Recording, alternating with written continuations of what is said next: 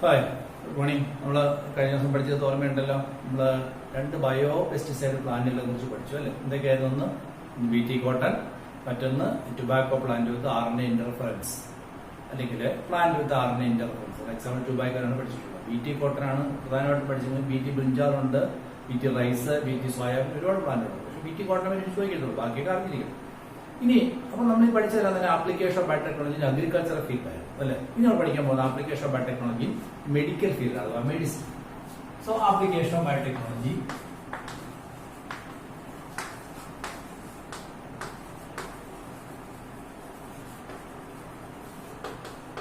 In medical field അല്ലെങ്കിൽ medicine. Medical field ആരോഗ്യ പരിപാലന രംഗത്ത് ബയോടെക്നോളജിയുടെ ഒരു ആപ്ലിക്കേഷൻ കുറിച്ച് പഠിക്കും അല്ലെ. So let's study about application of biotechnology medicine. Medicine തന്നെയാണ് മെഡിക്കൽ ഫീൽഡ് അല്ലെങ്കിൽ മെഡിസിൻ.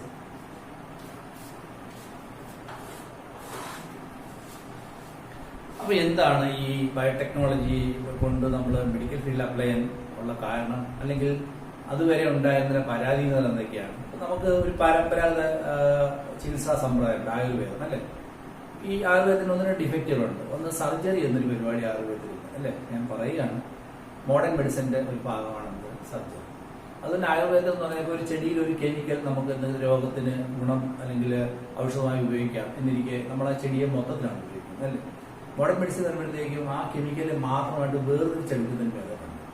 ഇതൊക്കെയാണ് ഈ മോഡേൺ മെഡിസിനും ആയുർവേദത്തിലുള്ള വ്യത്യാസം. രണ്ടും ക്യൂറബിൾ. ഇവിടെ നമ്മൾ പഠിക്കണമെന്ന് പറയുമ്പോൾ by biotechnological field what we want to make is that safe and more effective drug. അതാണ് ഒന്നാമത്. നമുക്ക് മോഡേൺ മെഡിസിനുള്ള ഡ്രഗുകൾ നമ്മൾ ഉപയോഗിക്കുന്നത് അല്ലെ, മരുന്നുകൾ ഉപയോഗിക്കുന്നത്. ഡ്രഗ് എന്ന് വെച്ചാൽ മരുന്നാണ്. നമ്മൾ ഡ്രഗിന് തെറ്റായ അർത്ഥം കൂടിയുണ്ട്, മയക്കുമരുന്ന് അർത്ഥം കൂടിയുണ്ട്. അത് നമ്മൾ ഉപയോഗിച്ച് ശീലിപ്പിച്ചൊരു വാക്കാണ്. ഡ്രഗ് എന്ന് വെച്ചാൽ മരുന്ന് അർത്ഥം. അപ്പോൾ ആക്ച്വലി ഇതെല്ലാം കെമിക്കൽസ് ആണ്. ഓക്കെ. അപ്പോൾ മോഡേൺ മെഡിസിൻ ധാരാളം ഡ്രഗുകൾ ഉപയോഗിക്കുന്നുണ്ട്. പക്ഷെ നമുക്ക് എന്താണ് മോർ എഫക്റ്റീവ് ആയിട്ടും സേഫ് ആയിട്ടുള്ള ഡ്രഗുകൾ വേണം. അതാണ് ഇതാണ് ഈ എഫക്റ്റീവ് ആയിട്ടും സേഫ് ആയിട്ടുള്ള ഡ്രഗ് ഉദ്ദേശിക്കുന്നത്. നമുക്ക് ഫോർ എക്സാമ്പിൾ ഈ ഡയബറ്റീസ് അസുഖത്തിന് വേണ്ടിയിട്ട് ഇൻസുലിൻ കൃത്രിമമായിട്ട് ബയോടെക്നോളജി വഴി ഉണ്ടാക്കുന്നതിന് തൊട്ട് മുമ്പ് മൃഗങ്ങളിൽ നിന്ന് ഇൻസുലിൻ വേർതിരിച്ചിട്ട് മനുഷ്യന് കൊടുക്കുന്ന ഒരു രീതി ഉണ്ടായിരുന്നു. ഇപ്പോൾ പന്നികളിൽ നിന്നും പശുക്കളിൽ നിന്നൊക്കെ ഇൻസുലിൻ വേർതിരിച്ചിട്ട് മനുഷ്യർക്ക് കൊടുക്കുന്ന ഒരു രീതി ഉണ്ടായിരുന്നു. അന്ന് ഭയങ്കര കോസ്റ്റ്ലി ആയിരുന്നു. മാത്രമല്ല വളരെ പണക്കാരായിട്ടുള്ള ആൾക്കാർക്ക് അത് ഉപയോഗിക്കാൻ കഴിയുമായിരുന്നു. പക്ഷെ എന്താ കുഴപ്പമെന്ന് പറഞ്ഞാൽ മൃഗങ്ങളിൽ നിന്നും പന്നികളിൽ നിന്നും എടുക്കുന്നതായതുകൊണ്ട് അത് നോൺ ഹ്യൂമൻ ഒറിജിൻ ആയതുകൊണ്ട് അത് മനുഷ്യരിലേക്ക് കുത്തിവെച്ചാൽ ചിലർക്കൊക്കെ അലർജി വന്ന് മരണം ഉണ്ടാകുമായിരുന്നു. അപ്പം ആ ഡ്രഗ് എന്തല്ല സേഫ് അല്ല.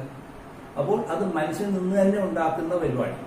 അപ്പോൾ അതെന്താണ് ബയോടെക്നോളജി. മനുഷ്യന് ഇൻസുലിൻ ഉണ്ടാക്കുന്ന ജീനെ വേർതിരിച്ചിട്ട് ബാക്ടീരിയയിലേക്ക് മാറ്റിയിട്ട് ബാക്ടീരിയ കൊണ്ട് ഉണ്ടാക്കുന്ന മുതലുണ്ട്. അപ്പോൾ ബാക്ടീരിയ ഉണ്ടാക്കുന്ന ഇൻസുലിൻ ബാക്ടീരിയയുടേതല്ല, മനുഷ്യന്റെ. കാരണം മനുഷ്യന്റെ ജീനാണ് ബാക്ടീരിയക്ക് മാറ്റിയിരിക്കുന്നത് അല്ലേ. ബാക്ടീരിയൽ ഇൻസുലിന്റെ ആവശ്യമില്ല. എന്താണ് ബാക്ടീരിയൽ ഇൻസുലിന്റെ ആവശ്യമില്ലാത്തത്? എപ്പോഴാണ് ഇൻസുലിന്റെ ഉപയോഗം? ശരീരത്തിനുള്ളിൽ ഗ്ലൂക്കോസിന്റെ അളവ് കൂടുമ്പോൾ അതിനെ കുറയ്ക്കാനാണ് ഇൻസുലിന്റെ ആവശ്യം. ബാക്ടീരിയക്ക് എന്താ ചെയ്യുന്നത്? അവരെ ആവശ്യമുള്ളത് മാത്രമേ വലിച്ചെടുക്കുന്നുള്ളൂ. അതുകൊണ്ട് അവയ്ക്ക് കൂടുന്ന പ്രശ്നമില്ല. നമ്മൾ ആവശ്യമുള്ള ക്രമത്തിലല്ല ഭക്ഷണം കഴിക്കുന്നത്. അതുകൊണ്ടാണ് നമുക്ക് ഇൻസുലിന്റെ ആവശ്യം ഉണ്ടായിരുന്നത്. ഓക്കെ. അപ്പോൾ ഇവിടെ ബയോടെക്നോളജി വഴി ഉണ്ടാക്കുന്ന ആ ഇൻസുലിൻ ശരിക്കും പറഞ്ഞാൽ ഹ്യൂമൻ ഒറിജിൻ തന്നെയാണ്. കാരണം മനുഷ്യന്റെ ജീനാണ്. അതുകൊണ്ട് തന്നെ അത് എന്തുണ്ടാക്കുന്നില്ല, അലർജി ഉണ്ടാക്കുന്നില്ല. അപ്പം സേഫ് ആയിട്ടുള്ള കൂടുതൽ എഫക്റ്റീവ് ആയിട്ടുള്ള മെഡിസിൻ കിട്ടുന്നുണ്ട്. അതാണ് ഒന്നാമത്തെ aim. So what is the aim of biotechnology application medical field അഥവാ മെഡിസിൻ? ഒന്ന്, for the safe and more effective drug. അതാണ്. രണ്ട്, drug produced by recombination technology from human source. മനുഷ്യന്റെ സോഴ്സിൽ നിന്നായതുകൊണ്ട് do not cause unwanted immunological responses. എന്താണ് immunological response? നമുക്കൊരു immunity ഉണ്ടല്ലേ. ആ ഇമ്മ്യൂണിറ്റിയാണ് നിങ്ങൾക്ക് രോഗപ്രതിരോധം നൽകുന്നത്. ഇമ്മ്യൂണിറ്റി രോഗപ്രതിരോധ ശേഷിയാണ്. നിങ്ങൾ ജനിക്കുന്നത് തന്നെ ഒരു ആശുപത്രിയിലാണ്. ഈ ആശുപത്രിയിൽ തന്നെ നിങ്ങൾ ജനിക്കുമ്പോൾ തന്നെ നിങ്ങൾ കിട്ടുന്ന ധാരാളം രോഗാണുക്കളുണ്ട്. അവയെല്ലാം നിങ്ങൾ ശരീരത്തിൽ പ്രവേശിക്കാം. ധാരാളം രോഗാണുക്കളുള്ള ഒരു അന്തരീക്ഷമാണ് ആശുപത്രിയിലുള്ളത്. ശ്വസിക്കുന്ന വായുവിൽ തന്നെയുണ്ട്. അപ്പൊ നിങ്ങൾ ജനിക്കുമ്പോൾ തന്നെ ജന്മന ഒരു ഇമ്മ്യൂണിറ്റി ഉണ്ട്. ആ ഇമ്മ്യൂണിറ്റിയാണ് നിങ്ങളെ രോഗങ്ങളിൽ നിന്ന് രക്ഷിക്കുന്നത്. പിന്നെ നമുക്ക് അക്വേർഡ് ആയിട്ടുള്ള പിന്നീട് ഇമ്മ്യൂണിറ്റി ഉണ്ടാകാം. ആർജിക്കുന്ന ഇമ്മ്യൂണിറ്റി, അതിനാണ് നമ്മൾ ഈ പോളിയോ വാക്സിനൊക്കെ കൊടുത്ത് നമ്മൾ ആർജിക്കുന്ന ഇമ്മ്യൂണിറ്റി, വാക്സിനേഷൻ വഴിയൊക്കെ ഇമ്മ്യൂണിറ്റി ആർജിക്കാം. അപ്പൊ ഈ ഇമ്മ്യൂണിറ്റിക്കുള്ള റെസ്പോൺസ് എന്ന് വെച്ചാൽ അർത്ഥം എന്താ? നമ്മുടെ ശരീരത്തിൽ ബാക്ടീരിയ ഉപയോഗിച്ചാൽ നമ്മൾ പ്രതിരോധ ശേഷി ഉപയോഗിച്ച് അതിനെ റെസ്പോണ്ട് ചെയ്യും. അതാണ് ഇമ്മ്യൂണോളജിക്കൽ റെസ്പോൺസ് എന്ന് പറയുന്നത്. എന്താണ്? അൺവാണ്ടഡ് ആയിട്ടുള്ള ഇമ്മ്യൂണോളജിക്കൽ റെസ്പോൺസ് ഉണ്ടാക്കുകയില്ല. അതാണ് നേരത്തെ പറഞ്ഞത് ഞാൻ ഇവിടെ ഉദ്ദേശിക്കുന്നത്. നമ്മുടെ ശരീരത്തേക്ക് ഒരു നോൺ ഹ്യൂമൻ ആയിട്ടുള്ള ഒരു ഇൻസുലിനോ അല്ലെങ്കിൽ ഒരു പ്രോഡക്റ്റോ ഒരു എൻസൈമോ കുത്തിവെക്കുമ്പോൾ നമ്മുടെ ശരീരം അതിനോട് പ്രതികരിക്കും അല്ലെ. പ്രതികരിക്കുമ്പോൾ അത് ദോഷകരമായ പ്രതികരണമാകാം. അപ്പോൾ എന്തായിരിക്കും അത്? അൺവാണ്ടഡ് ഇമ്മ്യൂണോളജിക്കൽ റെസ്പോൺസ് ആണ്. അതാണ് അലർജി. നമ്മുടെ ശരീരത്തെ സ്വീകരിക്കാൻ വയ്യാത്തൊരു വസ്തു നമ്മുടെ ശരീരത്തേക്ക് വരുമ്പോഴേ നമുക്ക് അലർജി ഉണ്ടാകുന്നു അല്ലെ. ഇപ്പൊ ചിലത് ലെതർ വാച്ച് കിട്ടിയാൽ ചോദിച്ചിട്ടുണ്ടാകും. അത് ശരീരം സ്വീകരിക്കുന്നില്ല. ചില മരുന്നുകൾ കഴിച്ചാൽ ഛർദ്ദിക്കും. ചില മരുന്നുകൾ ശരീരത്തിലേക്ക് പോയി കഴിഞ്ഞാൽ അത് ഏതെങ്കിലും തരത്തിൽ ദോഷമുണ്ടാകും. അലർജിയാണ്. അപ്പോൾ നേരത്തെ ഞാൻ പറഞ്ഞു, പശുക്കളിൽ നിന്നും പന്നികളിൽ നിന്നും കുത്തി വേർച്ചെടുക്കുന്ന ഇൻസുലിൻ മനുഷ്യർ കൊടുത്തപ്പോൾ ചിലർക്കൊക്കെ അത് അലർജി ഉണ്ടാക്കി മരണത്തിന് കാരണമായെന്ന് വെച്ചാൽ അവരുടെ ഇമ്മ്യൂണോളജിക്കൽ റെസ്പോൺസ് അൺവാണ്ടഡ് രീതിയിൽ പ്രവർത്തിക്കുന്നു. നമുക്ക് വേണ്ടാത്ത രീതിയിൽ പ്രവർത്തിക്കുന്ന അർത്ഥം. അതാണ് ആ വരിയുടെ അർത്ഥം. ഞാൻ വായിച്ചത് അങ്ങനെയാണ്. Drugs produced by recombination technology from human source do not cause unwanted immunological responses. നമ്മുടെ സോഴ്സിൽ നിന്നായത് തന്നെയായത് നമ്മൾ വേണ്ടാത്ത തകരാറ് ഉണ്ടാക്കുകയില്ല. അപ്പൊ മനുഷ്യർക്ക് കിഡ്നിക്ക് ആവശ്യം വരുമ്പോൾ ഒരു മൃഗത്തിന്റെ കിഡ്നി എടുത്ത് വെക്കാൻ ഒക്കും. മനുഷ്യന്റെ കിഡ്നിയും മൃഗത്തിന്റെ കിഡ്നിയും ചെയ്യുന്ന ഒരേ ജോലി തന്നെയാണ്. പക്ഷേ മനുഷ്യന്റെ കിഡ്നിക്ക് പകരം ഒരു പശുവിന്റെയോ അല്ലെങ്കിൽ ഒരു കാളയുടെ കിഡ്നി എടുത്ത് വെക്കാനൊക്കെ ഒക്കില്ല. അത് നോൺ ഹ്യൂമനാണ് അല്ലെ. അത് സ്വീകരിക്കത്തില്ല ശരീരം. ഇനി മനുഷ്യനെ തന്നെ അടുത്ത രക്തബന്ധമുള്ളവരെ സ്വീകരിക്കത്തുള്ളൂ. അത് അത്രയൊക്കെ സെൻസിറ്റീവാണ് നമ്മുടെ ബോഡി. മനസ്സിലായി? അപ്പൊ അത്തരം കാര്യങ്ങളൊക്കെ ഈ റെസ്പോൺസിൽ വരും, അലർജിയിൽ വരുന്ന കാര്യങ്ങളാണ് പറയുന്നത്. ദെൻ ഇന്ന് 30ഓളം recombinant therapeutics we have produce about 30 recombinant therapeutics. എന്താണ് തെറാപ്യൂട്ടിക്സ് എന്ന് പറഞ്ഞാൽ? തെറാപ്പി എന്ന് വെച്ചാൽ തെറാപ്പി എന്ന് വെച്ചാൽ ചികിത്സ. തെറാപ്പി എന്ന് വെച്ചാൽ ചികിത്സ എന്നാണ് നിങ്ങൾക്കറിയാം. ചികിത്സ. അപ്പൊ തെറാപ്യൂട്ടിക്സ് എന്ന് വെച്ചാൽ ചികിത്സയ്ക്ക് ഉപയോഗിക്കുന്ന വസ്തു എന്താണ്? ഔഷധങ്ങൾ. തെറാപ്പി ചികിത്സയാണ്. തെറാപ്യൂട്ടിക്സ് എന്ന ചികിത്സയ്ക്ക് ഉപയോഗിക്കുന്ന വസ്തുക്കൾ ഔഷധങ്ങളാണ്. 30ഓളം റീകോമ്പിനന്റ് ടെക്നോളജി വഴി ഉണ്ടാക്കിയുള്ള തെറാപ്യൂട്ടിക്സ് നമുക്ക് കണ്ടുപിടിച്ചിട്ടുണ്ട്. മനസ്സിലായില്ല? അതിൽ 12 മനുഷ്യർക്ക് ഉപയോഗിക്കത്തില്ല. ഇതിൽ മാർക്കറ്റിൽ അവൈലബിൾ ആണ്. ഞാൻ ഈ പറഞ്ഞത് എൻട്രൻസ് പോയിന്റ് ആണ്. 30 കണ്ടുപിടിച്ചിട്ടുണ്ട്, 12 മാർക്കറ്റ് ചെയ്തിരിക്കുന്നു. മാർക്കറ്റ് ചെയ്യുമ്പോഴത്തേക്ക് എന്തെല്ലാം പരീക്ഷണം നടത്തിയിട്ടാണ് മാർക്കറ്റ് ചെയ്യുന്നത്? ഒരു മരുന്ന് കണ്ടുപിടിച്ച് ഒരു ഔഷധം കണ്ടുപിടിച്ച് ധാരാളം പരീക്ഷണം നടത്തിയിട്ട് മാത്രമേ മാർക്കറ്റ് ചെയ്യാൻ പാടുള്ളൂ. നിങ്ങൾക്ക് ഒരു എക്സാമ്പിൾ ഞാൻ പറയാം. ഇവിടെ നിങ്ങൾ കണ്ണിൽ ചെങ്കണ്ണ് വന്നാൽ ഉപയോഗിക്കുന്ന ഒരു ഔഷധം ജെൻറ്റിസിൻ. കണ്ണിൽ വാങ്ങുന്നത് ജെൻറ്റിസിൻ. ചെങ്കണ്ണ് വന്നു കഴിഞ്ഞാൽ കണ്ണിനൊഴിക്കാൻ കിട്ടുന്ന ഒരു മരുന്നാണ് ജെൻറ്റിസിൻ. ഇത് 3 രൂപയായിരുന്നു, ഇപ്പൊ 5 രൂപയായിട്ട്. 5 രൂപയുടെ മരുന്നുകൾ ഒത്ര സില്ലിയെന്ന് വരിക അല്ലേ. പക്ഷെ ഈ ഔഷധം കണ്ടുപിടിക്കാൻ എത്ര വർഷം എടുത്തറിയാം. കാരണം ഈ ഒരുപാട് പരീക്ഷണത്തിൽ നടത്തണം. ഒന്ന്, ഇത് കണ്ണിലൊഴിച്ചാൽ ചെങ്കണ്ണ് മാറുമോ? മാറും. പരീക്ഷിക്കണം. ഇനി ചെങ്കണ്ണ് മാറുന്നതൊപ്പം തന്നെ ചെങ്കണ്ണിന് കാരണമായ വൈറസിനെ കൊല്ലുകയാണല്ലോ. ഒപ്പം തന്നെ കണ്ണിലെ കോശങ്ങൾക്കൊന്നും ദോഷമില്ല എന്ന് കണ്ടുപിടിക്കണം അല്ലെ. ഇപ്പൊ ചെങ്കണ്ണിനുള്ള മരുന്നൊഴിച്ചു, ചെങ്കണ്ണ് പോയി, പക്ഷെ കാഴ്ചയും പോയി. ഇതിലൊരാ പാടം തപ്പില്ല. ഇത് മനുഷ്യന്റെ കണ്ണ് ആരും കൊണ്ട് കൊടുക്കും. എന്റെ കണ്ണ് ഒഴിച്ചു നോക്കി കാഴ്ച പോകുന്ന അറിയാമല്ലോ. അങ്ങനെ ആരും കൊടുക്കും. അപ്പൊ എന്ത് ചെയ്യും? മനുഷ്യനെ പോലെയുള്ള ശരീരപ്രകൃതിയുള്ള മൃഗങ്ങൾ ആദ്യം പരീക്ഷിക്കും അല്ലെ. ചെറിയ ചെറിയ സസ്തനങ്ങളായിട്ടുള്ള ചെറു മൃഗങ്ങൾ, മുയലുകൾ, അതുപോലെ പിന്നെ ചെറിയ ചെറിയ ജന്തുക്കളെ പറ്റി അവസാനം കുരങ്ങിൽ വരെ പരീക്ഷിക്കും. കുരങ്ങിൽ വരെ പരീക്ഷിച്ചാൽ ദോഷമില്ലാന്ന് കാണുന്നതിന് മരുന്ന് മനുഷ്യൻ ഉപയോഗിക്കാമെന്നാണ് ശാസ്ത്രലോകം പറയുന്നത്. കാരണം മനുഷ്യൻ കുരങ്ങും തമ്മിലുള്ള ആ ഒരു റിലേഷൻ മനുഷ്യൻ പ്രയോഗിച്ച് നോക്കിയാൽ കുഴപ്പമില്ലാത്തൊരു മരുന്ന് മനുഷ്യനും പ്രയോഗിക്കാം. അപ്പോൾ ഒരുപാട് മൃഗങ്ങളുടെ കണ്ണിലൊഴിച്ച് ഇനി അതുപോലെ തന്നെ ഈ മരുന്നിന്റെ അളവ് എത്ര മില്ലി, എത്ര അളവിൽ ഒഴിക്കാം, എത്ര തുള്ളി ഒഴിക്കാം, അതിന്റെ കോൺസെൻട്രേഷൻ കൂടിയാലെങ്ങനെ കുറഞ്ഞാലെങ്ങനെ. അപ്പൊ അതനുസരിച്ച് തന്നെ ഒരേ മരുന്ന് തന്നെ പല കോൺസെൻട്രേഷൻ ആക്കിയ ശേഷം പല മൃഗങ്ങളുടെ കണ്ണിലൊഴിച്ച് നോക്കും. ആരുടെ എല്ലാം കാഴ്ച പോകുന്നു നോക്കും, ആരുടെ എല്ലാം കാഴ്ച കുറയുന്നു നോക്കും, ആർക്കാണ് കാഴ്ചക്ക് വ്യത്യാസം ഇല്ലാത്തതെന്ന് കോൺസെൻട്രേഷൻ കണ്ടുപിടിക്കും. ഇങ്ങനെ വർഷങ്ങളോടെ ഉള്ള പരീക്ഷണം നിരീക്ഷണം നടത്തിയതിനു ശേഷം മാത്രമല്ല ഒരു മരുന്ന് വെച്ചാൽ ചിലപ്പോൾ ഡിഫക്റ്റ് അപ്പം തന്നെ കാണുന്നില്ല. 5 വർഷം കഴിഞ്ഞായിരിക്കുന്നത്. 10 കൂടെ കാത്തിരുന്നതിന് ശേഷമാണ് ഈ മരുന്ന് മാർക്കറ്റ്. ഇപ്പൊ തന്നെ കോവിഡ് വാക്സിൻ കണ്ടുപിടിച്ച് എന്താ മാർക്കറ്റ് ചെയ്യാത്തത്? ഒരുപാട് പരീക്ഷണം, കുറെ പ്രോട്ടോകോളുണ്ട്. ഈ പ്രോട്ടോകോൾ എല്ലാം അനുസരിച്ച് മാത്രമേ പരീക്ഷണം എല്ലാം നടത്തി. ഇപ്പൊ നിങ്ങൾ പത്രത്തിന്റെ ടിവിയിലൊക്കെ കാണുന്ന ഒരുപാട് പേര് പരീക്ഷിക്കും. 90% വിജയമാണ്, 10% ഒരാളൊക്കെ മരിച്ചൊക്കെ പോയി അല്ലേ. ഇങ്ങനെ കൊണ്ട് അതുപോലെ ഈ പരീക്ഷയ്ക്ക് ചിന്തിക്കുന്ന ആൾക്കാരുണ്ട്. അവർക്കൊക്കെ പ്രത്യേക പരിഗണനയും ഒക്കെ ഉണ്ട്. ഇങ്ങനെ ഒരുപാട് പ്രോട്ടോകോളുകൾ നടത്തി 100% സേഫാണെന്ന് ഉറപ്പായിട്ട് മാത്രമേ ഇത് മാർക്കറ്റിലേക്ക് വിൽക്കാനൊക്കത്തുള്ളൂ. അപ്പൊ 12 തെറാപ്യൂട്ടിക്സ് ഇപ്പൊ മാർക്കറ്റ് ചെയ്യുന്ന പറഞ്ഞതിന്റെ അർത്ഥം it has conducted so many experiments. 30 കണ്ടുപിടിച്ചിട്ടില്ല, 12 market ചെയ്തിട്ടുണ്ട്. ഈ പുസ്തകം ഇറങ്ങി 2009 ഇപ്പൊ 11 വർഷമായി. അതിന് ശേഷം മാറ്റങ്ങൾ വന്നിട്ടുണ്ടാകും. പക്ഷെ പുസ്തകത്തിൽ ഇത് തന്നെ ആയതുകൊണ്ട് പഠിച്ചാൽ മതി. ഇത് എന്താ ചോദിക്കും, ഇത് ചോദ്യമായിട്ടാലും ചോദിക്കുന്നത്. Amount of therapeutic discovered and amount of therapeutics marketed are which the following എന്ന് ചോദിക്കും.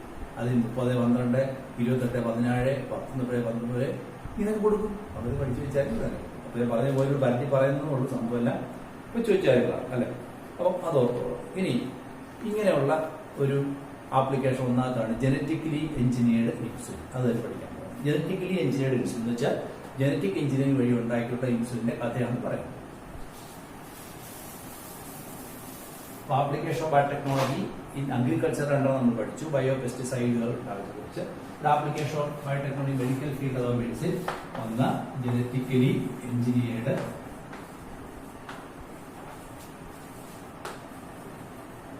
Insulin. Genetically engineered insulin, genetical engineering വഴി ഉണ്ടായിട്ടുള്ള ഇൻസുലിൻ. അപ്പോൾ എന്താ ഇൻസുലിൻ? നമ്മുടെ ശരീരത്തിൽ ഷുഗറിന്റെ അളവ് കൂടിയാൽ അതിനെ കുറയ്ക്കുന്ന ഒരു ഹോർമോണാണ്, ഒരു പ്രോട്ടീനാണ്. ഇത് ഉണ്ടാക്കുന്നവരാണ് നമ്മുടെ പാൻക്രിയാസ് ഗ്ലാൻഡിലുള്ള ഐലറ്റ്സ് ഓഫ് ലാംഗർഹാൻസ് എന്ന് പറയുന്ന ഒരു പ്രത്യേകതരം കോശങ്ങളുള്ള ബീറ്റ കോശങ്ങളാണ് ഇതിനെ ഉണ്ടാക്കുന്നത്. അല്ലേ? നമ്മുടെ ശരീരത്തിന് ആവശ്യമാണോ? ആണ്. രക്തത്തിൽ ഗ്ലൂക്കോസ് കൂടിയാൽ അതിനെ കുറയ്ക്കാൻ വളരെ അത്യാവശ്യമാണ്. ഇത് മനുഷ്യ ശരീരത്തിലുണ്ട്, എല്ലാ സസ്തങ്ങളുടെ ശരീരത്തിലും ഇതുണ്ട്. അപ്പോൾ ഇത് എവിടെ ഉണ്ടാകുന്ന ഞാൻ പറഞ്ഞു, ഇറ്റ് ഈസ് പ്രൊഡ്യൂസ് ചെയ്ത പാൻക്രിയാസ് ഗ്ലാൻഡ് ഐലറ്റ്സ് ഓഫ് ലാംഗർഹാൻസിന്റെ ബീറ്റ കോശങ്ങളാണ്. ഇതിന്റെ ഉപയോഗം എന്താണ്? ഇത് രക്തത്തിൽ അടങ്ങിയ ഗ്ലൂക്കോസിന് അളവ് കുറയ്ക്കും. സപ്പോസ് ഇതിന് കുറവുണ്ടായി കഴിഞ്ഞാൽ ഒരു രോഗം ഉണ്ടായ ഡയബറ്റീസ് മെലിറ്റസ് എന്ന് പറയുന്നത്. പിന്നെ ഡയബറ്റീസ് ഇൻസിപ്പിഡസ് എന്ന രോഗം ഉണ്ട്. എന്താണ്? അത് വൃക്കയിൽ നിന്ന് പുറത്തേക്ക് വന്ന ഗ്ലൂക്കോസിനെ തിരിച്ചാഗിരണം ചെയ്യാൻ കഴിയാതെ വരുന്ന ADH എന്ന് പറഞ്ഞ ഹോർമോണിന്റെ പറയുന്നത് ആന്റി ഡയൂറിറ്റിക് ഹോർമോൺ എന്ന ഹോർമോണിന്റെ കുറവ് മൂലം ആ വൃക്കയിൽ നിന്ന് പുറത്തേക്ക് പോകുന്ന മൂത്രത്തിലുള്ള ഗ്ലൂക്കോസിന് ഇത് തിരിച്ച് ആഗിരണം ചെയ്യാൻ കഴിയാതെ വരികയും മൂത്രത്തിൽ ഗ്ലൂക്കോസിന് അളവ് കൂടുകയും ചെയ്യുന്നതാണ് ഡയബറ്റീസ് ഇൻസിപ്പിഡസ്. അത് നമുക്ക് പഠിക്കാനില്ല. ഡയബറ്റീസ് മെലിറ്റസ് ആണ് പഠിക്കുന്നത്. ഇതിന്റെ കാരണം നമ്മുടെ ശരീരത്തിൽ ഇൻസുലിൻ കുറയുന്നത് കൊണ്ടാണ്. അപ്പോൾ ആദ്യകാലത്ത് തന്നെ ഇത് നിങ്ങൾ കാര്യം മനസ്സിലാക്കണം. ഈ 20-ാം നൂറ്റാണ്ടിലാണ് ഇത്തരം രോഗങ്ങളൊക്കെ ഇതാണ് കാരണം വരെ കണ്ടുപിടിച്ചത്. 20-ാം നൂറ്റാണ്ടിൽ വരെ പല രോഗങ്ങളും എന്താണെന്ന് പോലും ആർക്കും അറിയത്തില്ലായിരുന്നു. പലരും അറ്റാക്കൊക്കെ വന്നു കഴിഞ്ഞാൽ മാടനടിച്ചു ചത്തു എന്നൊക്കെ പറയുന്നത്. അതുപോലെ തന്നെ ഓരോ രോഗങ്ങളും എങ്ങനെ മരിച്ചു എന്ന് അറിയത്തില്ല. അതെല്ലാം ഓരോ രോഗങ്ങൾ വന്ന് ആൾക്കാർ മരിക്കുക. ആ രോഗം എന്താണെന്നോ അതിന്റെ കാരണം എന്താണെന്നോ ഒന്നും അറിയില്ലായിരുന്നു. അപ്പോൾ ഒരു 20-ാം നൂറ്റാണ്ട് മധ്യകാലഘട്ടത്തിൽ 50 കാലഘട്ടത്തിലാണ് ഇതിന്റെ രോഗത്തിന്റെ കുഴപ്പം ഇതാണ്, ലക്ഷണങ്ങൾ ഇങ്ങനെയൊക്കെയാണ് എന്നൊക്കെ കണ്ടുപിടിക്കുന്നത് തന്നെ. അപ്പോൾ ആ ഒരു കാലഘട്ടത്തിലൊക്കെ ഇതിനെ പ്രതിദ്രവ്യമായിട്ട് എന്ത് ഉപയോഗിക്കാം എന്നുള്ള അന്വേഷണത്തിൽ മൃഗങ്ങളിൽ നിന്നും ഇൻസുലിൻ വേർതിരിച്ച് മനുഷ്യർക്ക് കൊടുത്തിരുന്നു. കവും പീക്ക് ഇതിൽ നിന്നെല്ലാം തന്നെ ഇൻസുലിൻ വേർതിരിച്ചെടുത്ത് മനുഷ്യർ കുത്തിവെച്ചെടുത്തു. ഇപ്പോൾ ഞാൻ നേരത്തെ തന്നെ പറഞ്ഞു, ഈ കൗ പീക്ക് എന്ന് പറയുന്ന മൃഗങ്ങളിൽ നിന്ന് രക്തത്തിൽ നിന്നാണ് ഇൻസുലിൻ വേർതിരിച്ചെടുക്കുമ്പോൾ അത് ഒന്ന് ഭയങ്കര ചെലവായിരിക്കും. കാരണം ഈ മൃഗങ്ങളെ കൊന്നിട്ടാണ് അവരുടെ രക്തത്തിൽ നിന്നാണ് ഇൻസുലിൻ വേർതിരിച്ചെടുത്തുകൊണ്ടിരുന്നത്. 2, ഇതിങ്ങനെ എടുക്കുന്ന ഇൻസുലിൻ കുറേ പണച്ചെലവുണ്ടാവും. അതുകൊണ്ട് തന്നെ വലിയ പണക്കാർക്ക് മാത്രമേ അഫോർഡ് ചെയ്യാനൊക്കത്തുള്ളായിരുന്നു. 3, ഇങ്ങനെ കൊടുക്കുന്ന ഇൻസുലിൻ തന്നെ നോൺ ഹ്യൂമൻ ഒറിജിൻ ആയതുകൊണ്ട് അലർജി ഉണ്ടായി ആൾക്കാർ മരിക്കുമായിരുന്നു. പോയിന്റ് പറഞ്ഞതേ ഉള്ളൂ. ഇത്ര പഠിച്ചാൽ മതി. Since these insulin extracted from animals like cow and pig not human in origin it may cause allergic problems. Okay, അത്ര മനസ്സിലാക്കും. 3, ഇനി മൂന്നാമത് ഈ ഇൻസുലിൻ ഇങ്ങനെ വേർതിരിച്ചെടുക്കുന്നത് അല്ലെങ്കിൽ ഇങ്ങനെ ഉണ്ടാക്കുന്ന ഇൻസുലിൻ ഓറലി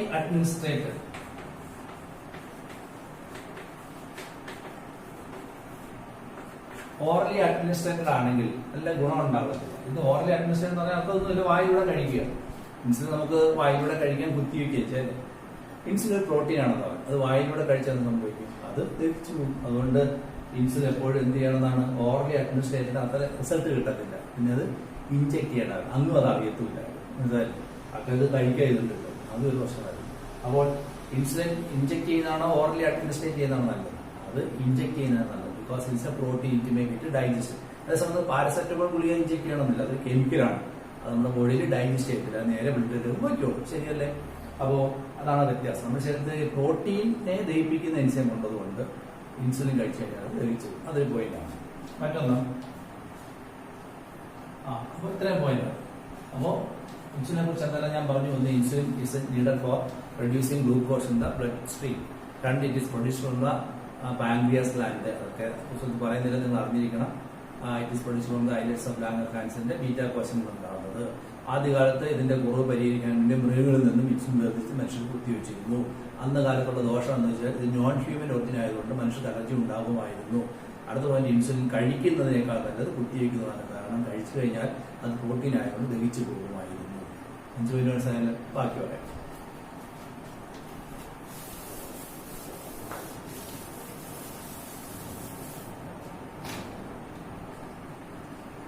നമ്മുടെ ഇൻസുലിൻ ഉണ്ടാകുന്നത്, ഇൻസുലിൻ എന്ന് പറയുന്ന പ്രോട്ടീൻ 2 ചെയിൻ ഉണ്ട് കേട്ടോ. 2 ചെയിൻ, ദാറ്റ് ഈസ് ഒരു ആൽഫ ചെയിനും ഒരു എ ചെയിൻ ഒരു ബി. ആൽഫ ചെയിൻ അല്ല, ഒരു എ ചെയിൻ ഒരു ബി ചെയിൻ, 2 ചെയിനുകൾ ഉണ്ടായിരിക്കും. ഇത് പ്രോട്ടീൻ ആണല്ലോ. ചെയിൻ എന്ന് വെച്ചാൽ പോളിപെപ്റ്റൈഡ് ചെയിനാണ്. അതായത് എ പോളിപെപ്റ്റൈഡ് ചെയിൻ എന്ന ചെയിനും ബി പോളിപെപ്റ്റൈഡ് ചെയിൻ ചെയ്യുന്നതാണ്. ഇത് 2 പോളിപെപ്റ്റൈഡ് ചെയിനുകളാണ്, പോളിപെപ്റ്റൈഡ് ചെയിൻസ്. എന്നിട്ട് പോളിപെപ്റ്റൈഡ് ചെയിൻ എന്ന് പറഞ്ഞു കഴിഞ്ഞാൽ അമിനോ ആസിഡ് തമ്മിൽ ചേർത്ത് ഒരു വലക്കണ്ണി പോലെ ഉണ്ടാക്കുന്നതാണ് പോളിപെപ്റ്റൈഡ് ചെയിൻ എന്ന് പറയുന്നത് അല്ലേ. അപ്പൊ ഇതിനകത്ത് എത്ര പോളിപെപ്റ്റൈഡ് ചെയിൻ എന്ന് പറയുമ്പോൾ ഇറ്റ് കണ്ടെയ്ൻസ് 51 അമിനോ ആസിഡുകളുടെ ചെയിനാണ്. അതിൽ എക്ക് 20, ബിക്ക് 31 അമിനോ ആസിഡുകളാണ്. ഇത് പുസ്തകത്തിൽ പറയുന്നില്ല, ഞാൻ പറയാണ്. നമ്മുടെ ശരീരത്തുള്ള ഇൻസുലിന് 2 ചെയിനുകൾ കാണും. ഏതൊക്കെയാണ്? A chain, B chain. Chain എന്ന് വെച്ച് കഴിഞ്ഞാൽ പോളിപെപ്റ്റൈഡ് ചെയിനാണ്. എ എന്ന് പറയുന്ന ചെയിനകത്ത് എത്ര അമിനോ ആസിഡാണ്? 20. ബി എന്ന ചെയിനകത്ത് 31. എന്റെ സംഖ്യ ചോദിക്കും വിച്ച് ചെയിൻ ഈസ് ലോങ്ങർ? ഏതാണ് B chain? How many amino acids are there in a B chain? എത്ര ഉണ്ട്? 31. How many peptide bonds are there എന്ന് വെച്ചാൽ എന്ത് പറയും? ബി ചെയിനിലെ പെപ്റ്റൈഡ് ബോണ്ട് എത്ര? ഒരെണ്ണം കുറയ്ക്കണം. 2 അമിനോ ആസിഡ് ആണെങ്കിൽ ഒരു പെപ്റ്റൈഡ് ബോണ്ട്, 3 അമിനോ ആസിഡ് ആണെങ്കിൽ 2 പെപ്റ്റൈഡ് ബോണ്ട്, 4 അമിനോ ആസിഡ് ആണെങ്കിൽ 3 പെപ്റ്റൈഡ് ബോണ്ട്. അങ്ങനെ 31 ഇടയ്ക്ക് 30 പെപ്റ്റൈഡ് ചെയിൻ ബോണ്ട്. ശരിയല്ല? അങ്ങനെയാണെങ്കിൽ എ ചെയിനകത്ത് എത്ര പെപ്റ്റൈഡ് ബോണ്ട് ഉണ്ട്? 19. മനസ്സിലായല്ലോ? എല്ലാം എൻട്രൻസ് ആണ്, പുസ്തകത്തിലുള്ളതൊന്നുമല്ല. ഈ ചെയിൻ, ഈ അമിനോ ആസിഡ് എണ്ണം ഒരു പുസ്തകത്തില്ല. ഇനി ഈ A chain B chain connect ചെയ്യേണ്ട ബോണ്ടുകളുണ്ട്. അതിന് ഡൈസൾഫൈഡ് ബോണ്ട് എന്ന് പറയുന്നത്. ഇതാണ് disulphide bond. A chain B chain connect ചെയ്ത ബോണ്ട് ഏതാണ്? Disulphide bond. അപ്പോ ഞാൻ എന്താ പറഞ്ഞത്? In human body insulin composed of 2 polypeptide chains. ഏതൊക്കെയാണ്? A chain and B chain. And they are Inter connected with how many bond? 2 polypeptide, sorry, 2 disulfide bond. A chain and B chain is interconnected with the disulfide bond. ഇനി ഒരു കാര്യം, നമ്മുടെ ശരീരത്തിൽ insulin ഉണ്ടാകുന്നത് ഇങ്ങനെയല്ല. Insulin is produced as A pro hormone. നമ്മുടെ ശരീരത്തിൽ insulin ഉണ്ടാകുന്നത് ഒരു പ്രോ ഹോർമോൺ ആയിട്ടാണ്. അതിനകത്ത് വേണ്ടത് ചെയ്യുമ്പോഴാണ് സി ചെയിൻ. ഇത് ഇൻസുലിൻ ആണോ? അല്ല, ദിസ് ഈസ് പ്രോ ഇൻസുലിൻ അഥവാ pro hormone.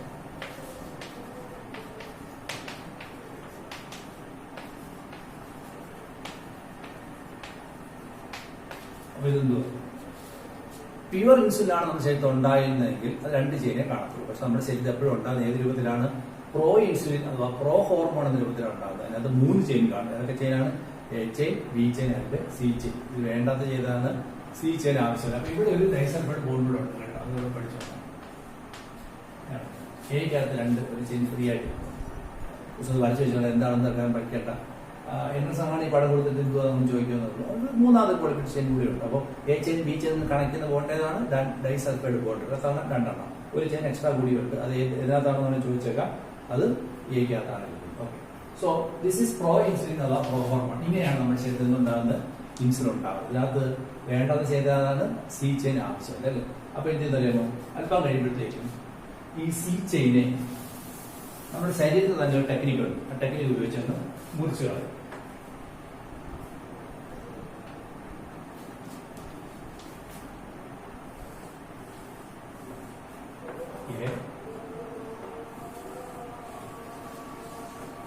B disulphide bond,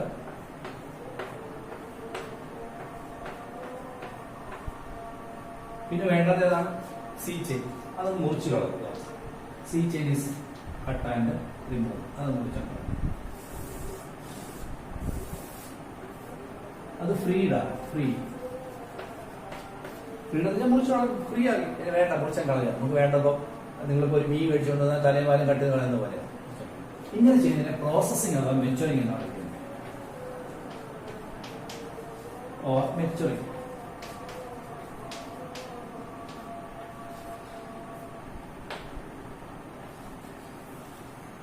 so ഇപ്പൊ ഇതിൽ എന്താണ്? This is functional insulin.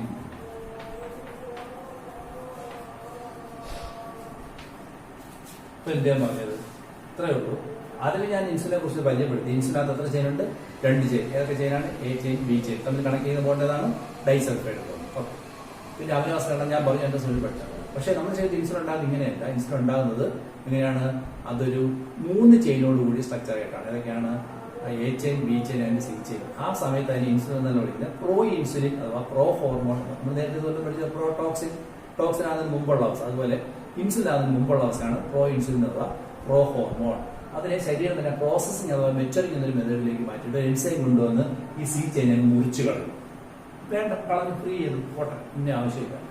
അപ്പൊ ഇതാണ് ഫംഗ്ഷൻ. ഇതാണ് പോയാണ് നമ്മൾ സെറ്റ് ചെയ്യുന്ന ഫംഗ്ഷൻ. മനസ്സിലായത്? ഈ ഒരു മെത്തേഡിന് ഒരു പേരുടെ ഉണ്ട്. ഇതാണ് പ്രോട്ടിയേസ് ക്ലീവേജ് എന്ന് പറയുന്നത്.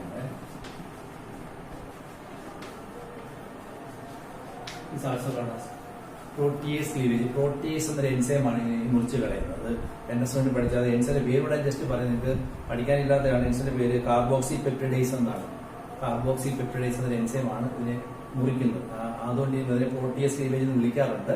പക്ഷെ നിങ്ങൾ പഠിക്കേണ്ട. ഈ പ്രോസസ്സിംഗ് മെച്ചം. അപ്പൊ ഫങ്ഷൻസും കിട്ടി. മനസ്സിലായല്ലോ? ഇനി ഈ ഇൻസുലിനെ കൃത്യമായിട്ട് ഉണ്ടാക്കേണ്ട ആവശ്യം എന്തുകൊണ്ടാണ്? എല്ലാവരുടെയും ശരീരത്തിൽ ഇൻസുലിൻ വേണ്ടത്തോളം കാണുകയില്ല. ചിലർക്ക് ഇൻസുലിൻ ഉണ്ടെങ്കിൽ പോലും അത് ശരീരത്തിൽ പ്രവർത്തിക്കാൻ ആവശ്യത്തിന് തികയത്തില്ല. അങ്ങനെ വരുമ്പോഴത്തേക്കും ഗ്ലൂക്കോസ് ലെവൽ കൂടുന്നു. അപ്പൊ എന്തുണ്ടാകും? ഡയബറ്റീസ് എന്ന അസുഖം ഉണ്ടാവുന്നു. അവർക്ക് ഇൻസുലിൻ കുത്തിവെക്കേണ്ടി വരുന്നു. അപ്പോഴാണ് പശുവിൽ നിന്നും പന്നിന്നൊക്കെ എടുത്ത് കുത്തിവെച്ചു തുടങ്ങി അലർജി ഉണ്ടാകും. ചിലപ്പോൾ ശാസ്ത്രലോകം ഈ മരുന്ന് കൃത്യമായിട്ട് ഉണ്ടാക്കാൻ വേണ്ടി ഒരുപാട് ശ്രമിച്ചു. അപ്പൊ നിങ്ങൾ വിചാരിക്കും അന്ന് അങ്ങനെയാണെങ്കിൽ ഈ ജീൻ എടുത്ത് ബാക്ടീരിയക്ക് അകത്തോട് കൊടുത്താൽ പോലെ മതി. ബാക്ടീരിയ കൊടുത്തു കഴിഞ്ഞാൽ ബാക്ടീരിയ എന്തുണ്ടായിട്ട് ഈ പ്രോയിൻസിനെ ഉണ്ടാക്കുന്നത് ഹോർമോണോ ഉണ്ടാക്കി തരത്തുള്ളൂ. നമ്മുടെ ശരീരത്തിനുള്ളിൽ വെച്ച് മാത്രമേ പ്രോസസ്സിംഗ് എന്ന മെച്ചറിംഗ് കാൽക്കുലേറ്റ് ഉള്ളി ഇൻസൈഡ് എ ലിവിംഗ് സിസ്റ്റം. ഒരു സിസ്റ്റത്തിനുള്ളിൽ മാത്രമേ വെച്ച് ഈ പ്രോസസ്സിംഗ് എന്ന മെച്ചുറേഷൻ നടത്താനൊക്കെ പറ്റും. എന്ന് വെച്ചാൽ ഞാൻ പറയാൻ അർത്ഥം പ്രോ ഇൻസുലിൻ പ്രോ ഹോർമോൺ നമുക്ക് കൃത്യമായിട്ട് ഉണ്ടാക്കാം. പക്ഷെ അതിന് എന്ത് മുറിച്ചു കളയാൻ ഒക്കത്തില്ല? സി ചെയിൻ മുറിച്ചു കളയാൻ ഒക്കത്തില്ല. കാരണം എന്താ? അതിന്റെ പ്രോസസ്സിംഗ് എന്ന maturing it cannot be done outside a living system. ശരീരത്തിന് വെളിയിൽ വെച്ച് പ്രോസസ്സിംഗ് ചെയ്യാനൊക്കെയില്ല. അതിന് ഒരുപാട് വെല്ലുവിളികളുണ്ട്. ഇപ്പൊ എല്ലാ ശാസ്ത്ര ലോകത്തിലും ഈ പരിപാടി ചെയ്തപ്പോൾ എല്ലാവരും പരാജയപ്പെട്ടു. ബൈ ദ പ്രോസസ്സിംഗ് അഥവാ മെച്ചുറേഷൻ അഥവാ maturing cannot be done in vitro. In vitro ആയിട്ട് ചെയ്യാനൊക്കത്തില്ല. എന്താ in vitro? Outside a living system. In vitro ആയിട്ട് ചെയ്യാനൊക്കത്തില്ല. What is hard in making artificial insulin? Artificial insulin ഉണ്ടാക്കേണ്ട ഹാർഡിൽ പറഞ്ഞത് തടസ്സം. ഹാർഡിൽ നിന്നൊരു ഓട്ടമല്ലേ സ്പോർട്സിൽ ഓടിക്കൊണ്ടിരിക്കുന്ന കുറെ കുറുക്കിന് വെച്ച് ചാടി പറയത്തില്ല. ഓടാനുള്ള തടസ്സം. What is hard in making artificial insulin biotechnology? That is processing of maturing. That is removal of C chain cannot be done in vitro. ഒരു ലബോറട്ടറിയിൽ അത് ചെയ്യാനൊക്കെ പറ്റില്ല. എവിടെ ചെയ്യാനൊക്കെ ശരീരത്തിനുള്ളിൽ മാത്രമേ ചെയ്യാൻ. So that was the hard. മനസ്സിലല്ലോ? ഇത് പുസ്തകത്തിലെ പടമാണ്. ഇത് വരച്ചെടുത്തോ.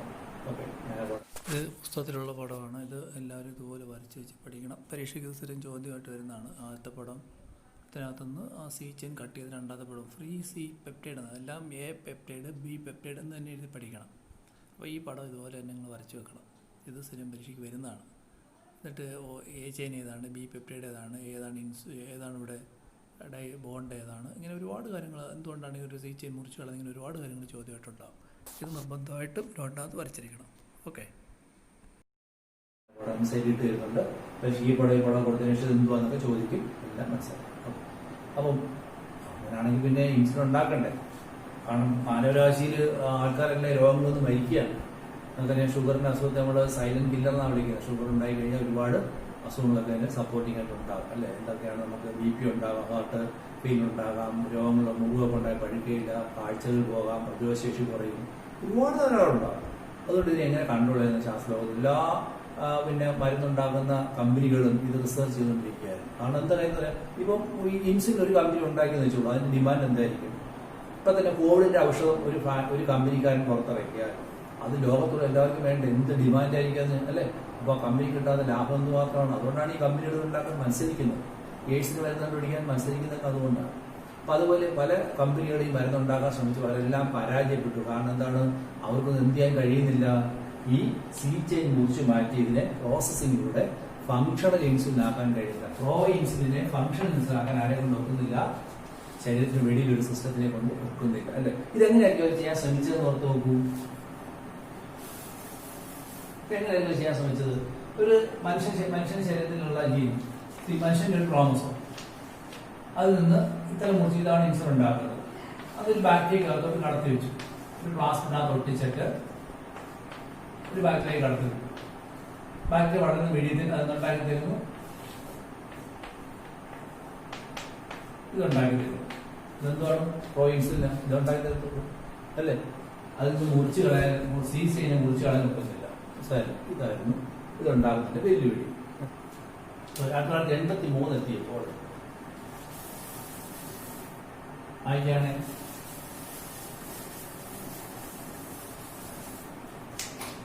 in 1983 an American company called Eli Lilly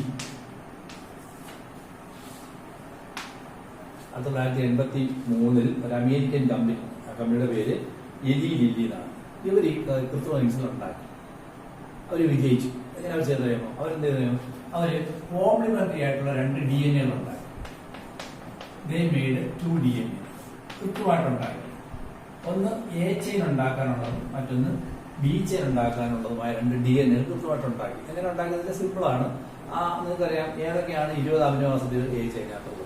ആ 20 അമിനോ ആസിഡ് ഉണ്ടാക്കണമെങ്കിൽ ഏത് mRNA വേണം, ആ mRNA ഉണ്ടെങ്കിൽ ഏത് DNA വേണം എന്നവർ പഠിച്ചതിന് ശേഷം അവരെന്ത് ചെയ്തു? എ ചെയിൻ ഉണ്ടാക്കാൻ പറ്റിയൊരു DNA, ബി ചെയിൻ ഉണ്ടാക്കാൻ പറ്റിയൊരു DNA കൃത്യമായിട്ട് ഉണ്ടാക്കുന്നു. സോ ദിസ് ആണ് cDNA. സി എന്ന് വെച്ചാൽ കോംപ്ലിമെന്ററി DNA എന്നാണ്. Complementary DNA can be artificially synthesised. Okay, ഇത് എന്ത് ചെയ്യുന്നു? 2 ബാക്ടീരിയ ഈ കോളെ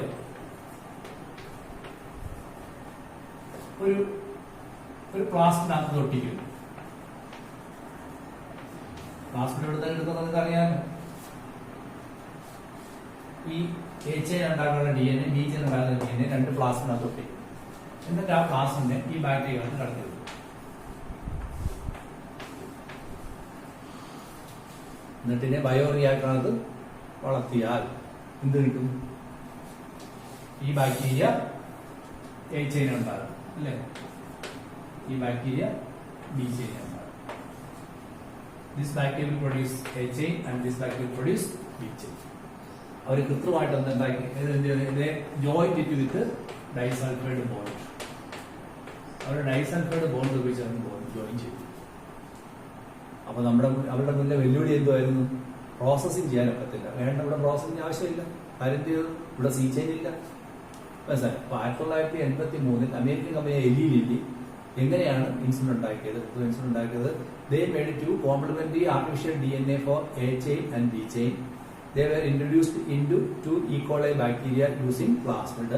Now each bacteria produces A chain and B chain separately, and they joined these chain using disulfide bond and produced the first artificially synthesized അല്ലെങ്കിൽ artificially genetically engineered protein or insulin. ഇതാണ് first artificially produced genetically produced protein or insulin or hormone. It is marketed in the name of Humulin 1. അവരെന്ത് ചെയ്തു? ഇത് Humulin 1 എന്ന പേരിൽ market ചെയ്തു.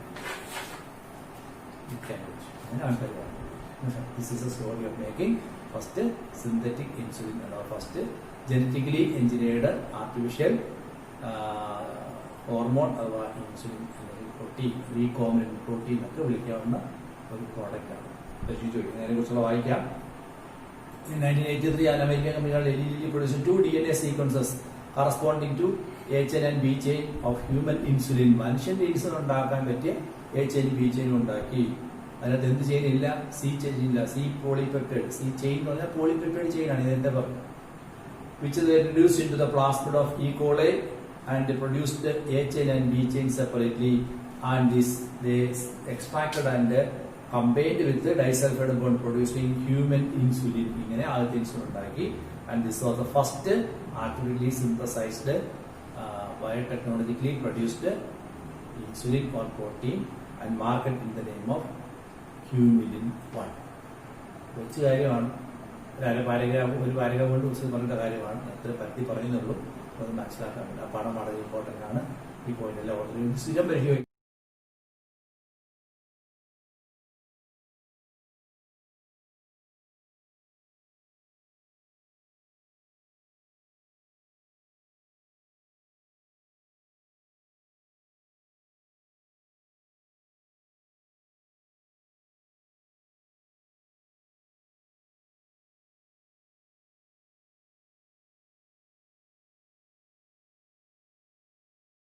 ഏത് വർഷമാണ് അനലിറ്റിക് കമ്പനി ഇവരെങ്ങനെ ചെയ്തു എന്ന സ്ഥിരമായി ചോദിക്കുന്നത്. വീണ്ടും വീണ്ടും പറയേണ്ട കാര്യമില്ല, മനസ്സിലാക്കും. അടുത്തത് application of biotechnology in medical field of medicine. Second മനസ്സിലാക്കുക ജീൻ തെറാപ്പി.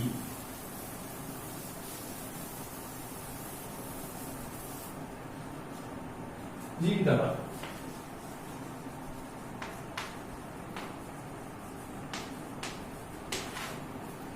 പല പല ചികിത്സാ സമ്പ്രദായങ്ങളുണ്ട്. ചികിത്സാ സമ്പ്രദായമാണ് തെറാപ്പി എന്ന് പറയുന്നത്. തെറാപ്പികൾ, തെറാപ്യൂട്ടിക്സ് എന്നത് ഔഷധം. പല ചികിത്സകളുണ്ട്. അതാണ് ആയുർവേദം, ഹോമിയോപ്പതി, യൂനാനി അല്ലേ, പിന്നെ നാച്ചുറോപ്പതി എന്നുണ്ട്, പിന്നെ മോഡേൺ മെഡിസിൻ എന്ന് പറയുന്ന അലോപ്പതി. ഇങ്ങനെ ഒരുപാട് ചികിത്സ. അതിനകത്തൊരു തെറാപ്പിയാണ് ജീൻ തെറാപ്പി. ബയോടെക്നോളജി ഒരു തെറാപ്പിയാണ് ജീൻ തെറാപ്പി. ഓക്കെ, എന്താണെന്ന് പറയുമ്പോൾ നമ്മുടെ ശരീരത്തിൽ നമ്മുടെ സ്വഭാവത്തിലെ നമ്മുടെ ശരീരത്തിൽ സ്വഭാവങ്ങളെ നിയന്ത്രിക്കുന്ന ആരാണ്? ജീനുകളാണ്.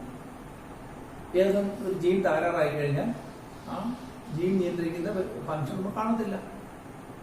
ഇപ്പം ചില നിങ്ങളുണ്ട് അൽബിനോസിനെ കണ്ടിട്ടുണ്ട്. അൽബിനോകൾ അല്ലെ, അവരുടെ ശരീരത്തിൽ മെലാനിൻ ഉണ്ടാക്കാനുള്ള ജീനില്ല.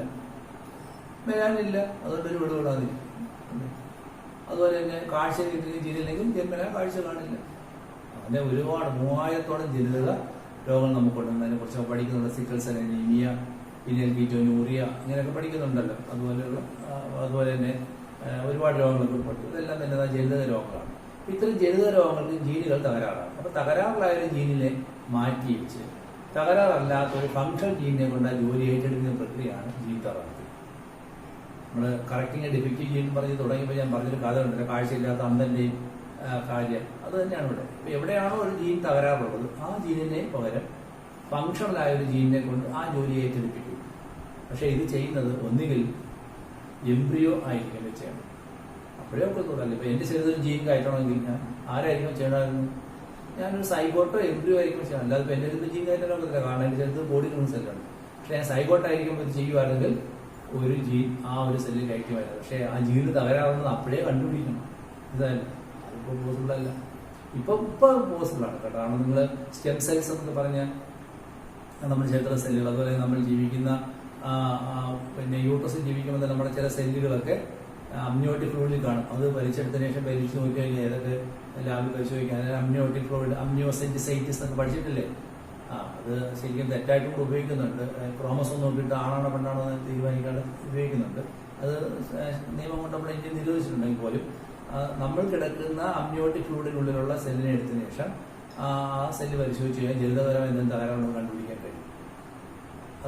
അത് അത്തരം കാര്യങ്ങളൊക്കെ ചികിത്സിക്കാൻ കഴിയും. അത് ഇപ്പോഴത്തെ ഒരു നേട്ടമാണ്. അപ്പോൾ ഉറപ്പാക്കണമെങ്കിൽ ജനിതകപരമായ തകരാറുണ്ടെന്ന് എപ്പോൾ കണ്ടുപിടിക്കണം? Must be diagnosed in the embryonic stage or at the childhood. ചില രോഗങ്ങൾ ചൈൽഡ്ഹുഡിൽ കണ്ടുപിടിച്ചാലും നമുക്ക് അറയ്ക്കാൻ കഴിയും. അതാണ് നമ്മൾ എക്സാമ്പിളിലൂടെ പഠിക്കുന്നത്. ഓക്കെ, ഇതിനെക്കുറിച്ച് ഞാൻ പറയാം. Gene therapy. So it is a collection of method that allow the correction of a defective gene diagnose in the childhood or at embryo. Collection ഒരു കൂട്ടം മെത്തേഡുകളാണ്. ഇവയെല്ലാം ചേർത്താണ് ജീൻ തെറാപ്പി ചെയ്യുന്നത്. എന്താണ്? ഫങ്ഷണൽ ജീനിന്റെ അല്ലെങ്കിൽ തകരാറുള്ള ഒരു ജീനിന്റെ ജോലി ഒരു ഫങ്ഷൻ ജീനെ കൊണ്ട് ഏറ്റെടുപ്പിക്കുന്നതിന്റെ പേരാണ് എന്താണ്?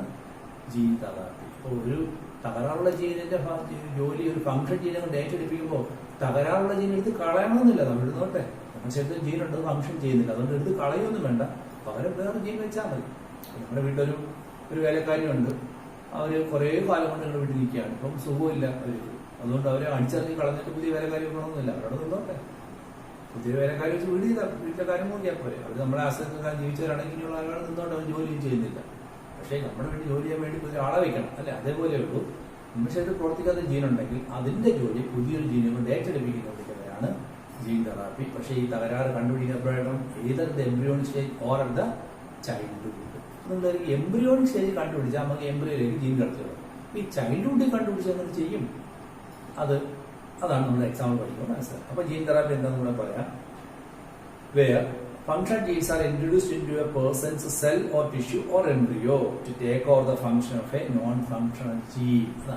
ഒരു ഫങ്ഷണൽ ജീനിനെ ഇൻട്രൊഡ്യൂസ് ചെയ്യുന്ന ഇങ്ങോട്ട് ഒരു പേഴ്സന്റെ ശരീരത്തിലേക്ക്, whether in the embryonic stage or in the childhood, to take over the function of a defective gene. Defective ജീനിന്റെ ഫങ്ഷൻ ഏറ്റെടുപ്പിക്കാൻ ഒരു ഫങ്ഷണൽ ജീനിനെ അങ്ങോട്ട് കടത്തിവിടില്ല. അതാണ് പറഞ്ഞത് ജീൻ തെറാപ്പി എന്ന് പറയുന്നത്. റീപ്ലേസ്മെന്റ് ആകണമെന്നില്ല. തകരാറായ ജീനുകൊണ്ട് ഇരുന്നൊക്കെ പകരം നല്ല ജീൻ കഴിക്കും. നിങ്ങളുടെ വീട്ടിൽ വാഹനമുണ്ട്, ഒരു കാറുണ്ട്, നിങ്ങൾക്കൊരു യാത്ര വന്ന് നോക്കിയപ്പോൾ ആണോ അത് കേടായി കിടക്കുക, അത് നിങ്ങൾ കളഞ്ഞിട്ടാണോ വേറെ വണ്ടി വിളിച്ചുകൊണ്ട്? അല്ല, അവിടെ കിടന്നിട്ട് വേറെ വണ്ടി എടുത്തിട്ട് പോകുന്നത് പോലെ മനസ്സിലായി. നിങ്ങളുടെ യാത്ര എന്നുള്ള ഫംഗ്ഷനെ കൊണ്ട് പുതിയൊരു വണ്ടിയെ കൊണ്ട് ചെയ്യിക്കുന്നു, പഴയ വണ്ടി അവിടെ കിടന്നുണ്ട്. സോ ഇതിനെ 2 പോയിന്റ് ഓർക്കണം. ഇവിടെ ഡിഫക്റ്റീവ് ജീനിന്റെ ജോലി ഫംഗ്ഷൻ ജീൻ കൊണ്ട് ഏറ്റെടുപ്പിക്കുന്നുണ്ട്. പക്ഷേ ഡിഫക്റ്റീവ് ജീൻ ആണെന്ന് കണ്ടുപിടിക്കുന്നത് ഒന്നുകിൽ എംബ്രിയോ സ്റ്റേജിലായിരിക്കണം അല്ലെങ്കിൽ ചൈൽഡ്ഹുഡിലായിരിക്കണം എന്ന് 2 പോയിന്റ് ഉണ്ട്.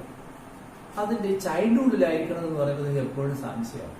അതിനൊരു കഥ, ഒരു ഹിസ്റ്ററിക്കൽ ഇൻസിഡന്റ് നമുക്ക് പഠിക്കാം. നോക്കൂ, 1990 നടന്ന ഒരു ചികിത്സാ രീതി. 1990 അമേരിക്കയിലുള്ള ഒരു 4 വയസ്സുള്ള ഒരു കുട്ടി, 4 ഇയർ ഗേൾ. ഇവിടെ പേര് പുസ്തകത്തിൽ പറയുന്നില്ല. അവരുടെ പേര് അശാന്തി ഡി സിൽവ എന്നാണ്.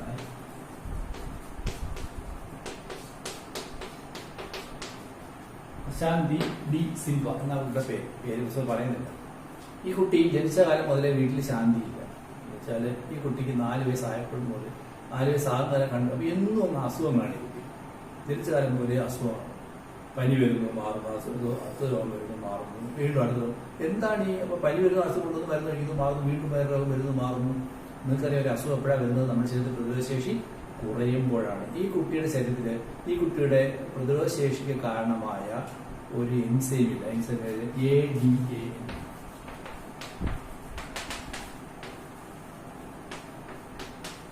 Adenosine D aminase. Adenosine D aminase, ADA. അത് ക്യാപിറ്റലായിട്ട് എഴുതാം. അപ്പോൾ അഡിനോസിൻ ഡി അമിനേസ്, ADA എന്ന് പറഞ്ഞ എൻസൈം ആ കുട്ടി ശരീരത്തിൽ ഉണ്ടാകുന്നത്. ഇത് ഉണ്ടാകുന്നത് ബോൺമാരിൽ നിന്നാണ്. ആരുണ്ടാകുന്നത്? ബോൺമാർ. ഈ കുട്ടിക്ക് ജന്മന ഈ ജീൻ വർക്ക് ചെയ്യുന്നില്ല. Gene for the making of ADA is not working in the girl. 1990 അപ്പോൾ 1990 ഈ ചികിത്സ ചെയ്യുന്നത്. അപ്പോൾ ഈ കുട്ടി ജനിച്ചതെന്നാണ് 4 വർഷം മുമ്പാണ്. അപ്പോൾ 4 വയസ്സാകുന്ന ഈ കുട്ടിക്ക് എന്നും അസുഖമാണ്. അപ്പോൾ അവസാനം ഈ കുട്ടിയെ കൊണ്ട് ഡോക്ടർ ചിലപ്പോഴത്തെ ഡോക്ടർ ശ്രദ്ധിച്ച് മനസ്സിലാക്കുന്നതിന് കാരണം വേറെ എന്തെങ്കിലും ആയിരിക്കാം. ഇപ്പൊ എയ്ഡ്സിന്റെ രോഗലക്ഷണം തന്നെ എല്ലാവരും എന്താണ് എയ്ഡ്സിന്റെ രോഗലക്ഷണം? AIDS is a condition where there is a immunity is very low. മനുഷ്യർക്ക് ഇമ്മ്യൂണിറ്റി കുറവാണെങ്കിൽ നമുക്ക് ഏത് രോഗങ്ങളും പിടിപെടാം. അപ്പൊ സാധാരണ അതിൽ ഒരാൾ ആശുപത്രി ചെല്ലുന്നു, എന്തെങ്കിലും മരുന്ന് കഴിക്കുന്നു, രോഗം കുറയുന്നില്ല. വീണ്ടും അതേ ഡോക്ടർ കാണുമ്പോൾ എന്തെങ്കിലും പറയുന്നു, വേറെ മരുന്ന് കഴിച്ചു നോക്കാം, അപ്പോഴും സാധാരണ അതിൽ ക്ഷയമാണ് എല്ലാവർക്കും വരും. കാരണം ലോകത്ത് ഒരുപാട് സ്പ്രെഡ് കാണപ്പെടുന്ന ഒരു ബാക്ടീരിയ ക്ഷയരോഗത്തിൻ്റെതാണ്. എവിടെയും ക്ഷയരോഗം കാണപ്പെടും. നമ്മളൊക്കെ ക്ഷയരോഗത്തിൻ്റെ കുത്തിവയ്പ്പ് എടുത്തുള്ളതാണ് നമുക്കൊന്നും ക്ഷയം വരാത്തത്. പണ്ട് കുത്തിവയ്പ്പൊന്നുമില്ല. ഇപ്പം കുത്തിവയ്പ്പെടുത്ത ആൾക്കാർക്ക് പോലും നമ്മുടെ റെസിസ്റ്റൻസ് കുറയുവാണെങ്കിൽ ക്ഷയരോഗപ്പെട്ടതിന് സാധ്യതയുണ്ട്. അപ്പോൾ വീണ്ടും മരുന്ന് കൊടുത്തിട്ടും ഈ രോഗം കുറയുന്നില്ല. ഡോക്ടർ പറയും നിങ്ങൾക്ക് അങ്ങനെയാണെങ്കിൽ നമുക്ക് ഒരു ടെസ്റ്റ് നടത്തി നോക്കാം, നിങ്ങൾക്ക് രോഗം കുറയുന്നില്ല, രോഗപ്രതിരോധ ശേഷിയിൽ തകരാറുള്ളതായിട്ട് HIV ടെസ്റ്റ് നടത്താൻ പറയും. അപ്പോഴും നോക്കുമ്പോഴായിരിക്കും പോസിറ്റീവ് ആണ് കണ്ടുപിടിക്കുന്നത്. അല്ലാതെ ഓടിച്ചെന്ന് ആരും ചെന്നിട്ട് എന്നെ HIV ടെസ്റ്റ് നടത്തുമെന്ന് പറയാറില്ല. മനസ്സിലായില്ല. അപ്പൊ അതുപോലെ ഒരുപാട് രോഗങ്ങൾ ഈ കുട്ടിക്ക് വരികയും അത് മാറാതിരിക്കുകയും ഡോക്ടറിൽ സംശയം തോന്നിയ ശേഷം അദ്ദേഹം എന്ത് ചെയ്തു? ADAയുടെ അളവ് രക്തത്തിലുള്ളത് പരിശോധിച്ച് നോക്കിയപ്പോൾ എന്തില്ല? ADA is a enzyme needed for the well functioning of our immune system. നമ്മുടെ ശരീരത്തിലുണ്ട്. അതുകൊണ്ട് നമുക്ക് നല്ല ഇമ്മ്യൂൺ സിസ്റ്റം ഉണ്ടാകുന്നത്. നിങ്ങൾക്ക് നല്ല ഇമ്മ്യൂണിറ്റി ഉണ്ടാകുന്നുണ്ട്. അതിന് രോഗങ്ങൾ വരാത്തത്. ചിലപ്പോൾ ഒരാളെ ആശുപത്രി കാണാൻ പോകുമ്പോൾ അവിടെ എന്തുമാത്രം രോഗങ്ങളുണ്ട് എന്ന് പിടിക്കുന്നുണ്ടോ? ഒരു ഡോക്ടർ എന്തെല്ലാം ഡോക്ടർ രോഗങ്ങൾ വരുന്നുണ്ടോ? ഇതിന്റെ കാര്യം എന്താ? ജന്മനുള്ള ഇമ്മ്യൂണിറ്റി അല്ലെങ്കിൽ അക്വേർഡ് ആയിട്ടുള്ള ഇമ്മ്യൂണിറ്റി. എന്നാൽ ഈ കുട്ടിക്ക് രോഗങ്ങളെ ചെറുക്കാനുള്ള കഴിവ് കിട്ടുന്നില്ല. കാരണം ആ കുട്ടിക്ക് ശരീരത്തിൽ എന്തില്ല? രോഗപ്രതിരോധ ശേഷിക്ക് കാരണമായിട്ടുള്ള വെൽ ഫങ്ഷനിങ് ഓഫ് ഇമ്മ്യൂൺ സിസ്റ്റത്തിന് കാരണമായിട്ടുള്ള എൻസൈം ഇല്ല. എൻസൈം എന്നാണ് ADA. എക്സ്പാൻഡ് ചെയ്യും അഡിനോസിൻ ഡി അമിനേസ്. ധാരാളം ഉണ്ടാകുന്നത് ബോൺമാരാണ്. ഈ കുട്ടി ഈ അസുഖത്തിന് ഈ അവസ്ഥയ്ക്ക് ഒരു പേരുണ്ട്. ഇതിനാണ് SCID. ഇത് expansion severe combined immuno deficiency എന്നാണ്. ഇത് പഠിക്കാനില്ല, ഇങ്ങനെ പറയാൻ. സിവിയർ കമ്പൈൻഡ് ഇമ്മ്യൂണോ ഡെഫിഷ്യൻസി എന്നാണ്. സിവിയർ കമ്പൈൻഡ് ഇത് അവസ്ഥ. ഇപ്പൊ എയ്ഡ്സ് എന്ന് പറഞ്ഞ അവസ്ഥ അക്വയർഡ് ഇമ്മ്യൂണോ ഡെഫിഷ്യൻസി അത് തന്നെ. മറ്റേത് അക്വയർഡ് ഇമ്മ്യൂണോ ഡെഫിഷ്യൻസി, നമ്മൾ അക്വയർ ചെയ്ത ഇമ്മ്യൂണിറ്റി ഇല്ലാതെ പോകും. ഇത് ജന്മനായുള്ള ഇമ്മ്യൂണിറ്റി, അതാണ് സിവിയർ കമ്പൈൻഡ് ഇമ്മ്യൂണിറ്റിയാണ്. ജനിച്ചപ്പോഴേ, മറ്റേത് ജനിച്ചപ്പോൾ നമുക്ക് ഉണ്ടായിരിക്കാം, പിന്നെ നമ്മൾ അക്വയർ ചെയ്യുന്ന ഇമ്മ്യൂണിറ്റി കുറഞ്ഞു പോകും. അപ്പോഴാണ് നമുക്ക് എന്തുണ്ടാകുന്നത്, ഈ രോഗങ്ങൾ എയ്ഡ്സ് എന്ന് പറഞ്ഞ അവസ്ഥ. മനസ്സിലായി? ഇത് നിങ്ങൾക്ക് ഇപ്പോൾ എയ്ഡ്സ് രോഗിയായിട്ട് ഒരാൾക്ക് എയ്ഡ്സിന്റെ രോഗം കയറുന്നത് മിക്കപ്പോഴും കുറച്ച് മെച്ചൂരിറ്റി എത്തിയിട്ടൊക്കെ ആയിരിക്കാം, അല്ലേ? അല്ലെങ്കിൽ പിന്നെ അമ്മ ഇത് കുഞ്ഞിലേക്ക് ജന്മനാ കിട്ടും, അപ്പോഴേ കുട്ടി മരിച്ചു. ഇല്ല, അങ്ങനെയൊക്കെയുള്ള അവസ്ഥ. ഇത് അതുപോലെ തന്നെയാണ്. എയ്ഡ്സ് വൈറസ് മുതലാണ് കാണുന്നത്. ഇതങ്ങനെയല്ല. ഇത് ശരീരത്തിലുണ്ടാകുന്ന എൻസൈമിന്റെ കുറവാണ്. അതുകൊണ്ടാണ് ഇത് SCID എന്ന് വിളിക്കുന്നത്, സിവിയർ കമ്പൈൻഡ് ഇമ്മ്യൂണോ ഡെഫിഷ്യൻസി. ഇത് ട്രീറ്റ്മെന്റ് എന്താണെന്ന് പറഞ്ഞാൽ ഒന്നുകിൽ ബോൺ മാരോ മാറ്റി വെക്കണം, ബോൺ മാരോ റീപ്ലേസ്മെന്റ്. ഇതാണ് റെമഡി. എന്തൊക്കെയാണ് റെമഡി? ഒന്ന്, bone marrow replacement, bone marrow മാറ്റി വെക്കണം. പക്ഷേ അത് ചെയ്യണമെങ്കിൽ അത് എപ്പോഴും എംബ്രിയോണിക് സ്റ്റേജിൽ ചെയ്യണം, അല്ലേ? ഇത് പോസിബിൾ ആണോ? ഇത് എംബ്രിയോണിക് സ്റ്റേജിൽ ചെയ്യാറുണ്ട്. ഇത് പോസിബിൾ ആണോ? അല്ല. കുട്ടിക്ക് എത്ര വയസ്സായി? 4 വയസ്സ്. അപ്പം അത് പോസിബിൾ. 2, enzyme replacement therapy. ഈ AD എന്നാണ് എൻസൈം എപ്പോഴും കുത്തിവെച്ചുകൊണ്ടിരിക്കുക. എൻസൈം കുത്തിവെച്ചുകൊണ്ടേയിരിക്കും. എൻസൈം കുത്തിവെക്കുന്നു, രാവിലെ വരുന്നു, ആശുപത്രി വരുന്നു, എൻസൈം കുത്തിവെക്കുന്നു, അവിടെ കിടന്നുറങ്ങുന്നു, അടുത്ത ദിവസം രാവിലെ കുത്തിവെക്കുന്നു. അങ്ങനെ ചെയ്യുന്നിരിക്കുക. അങ്ങനെ ഒരാൾക്ക് കൊടുക്കാൻ, അങ്ങനെ ഒരാൾക്ക് ജീവിക്കാൻ പറ്റും. അപ്പൊ ഈ കുട്ടിക്ക് ആശുപത്രി പുറത്തിറങ്ങാൻ ഒക്കത്തില്ല, അല്ലേ? എല്ലാ കാലം ആശുപത്രി കിടക്കേണ്ടി വരും. അപ്പം അതൊരു പെർമനന്റ് ക്യൂർ അല്ല. 3ാമത്താണ് ജീൻ തെറാപ്പി. 3ാമത്താണ് ജീൻ തെറാപ്പി. അപ്പൊ ഈ കുട്ടിക്ക് AD ഉണ്ടാകുന്ന ജീൻ വർക്ക് ചെയ്യുന്നില്ല, 20ാമത്തെ ക്രോമസോമിലാതിരിക്കുന്നത്, അത് വർക്ക് ചെയ്യുന്നില്ല. പിന്നെ ആ തകരാറുള്ള ജീനെ മാറ്റി ഒരു ജീൻ മാറ്റി വെക്കാം. പക്ഷെ കുട്ടി ഇപ്പൊ എത്ര വയസ്സായി? 4 വയസ്സായി. അപ്പൊ എംബ്രിയോണിക് സ്റ്റേജിലൊന്നും ചെയ്യാൻ പറ്റില്ല. അപ്പൊ എങ്ങനെ ചെയ്യാം? ശാസ്ത്രം ചെയ്ത് വഴി നോക്കി എങ്ങനെയാണ് ഇവർ ചെയ്തത്.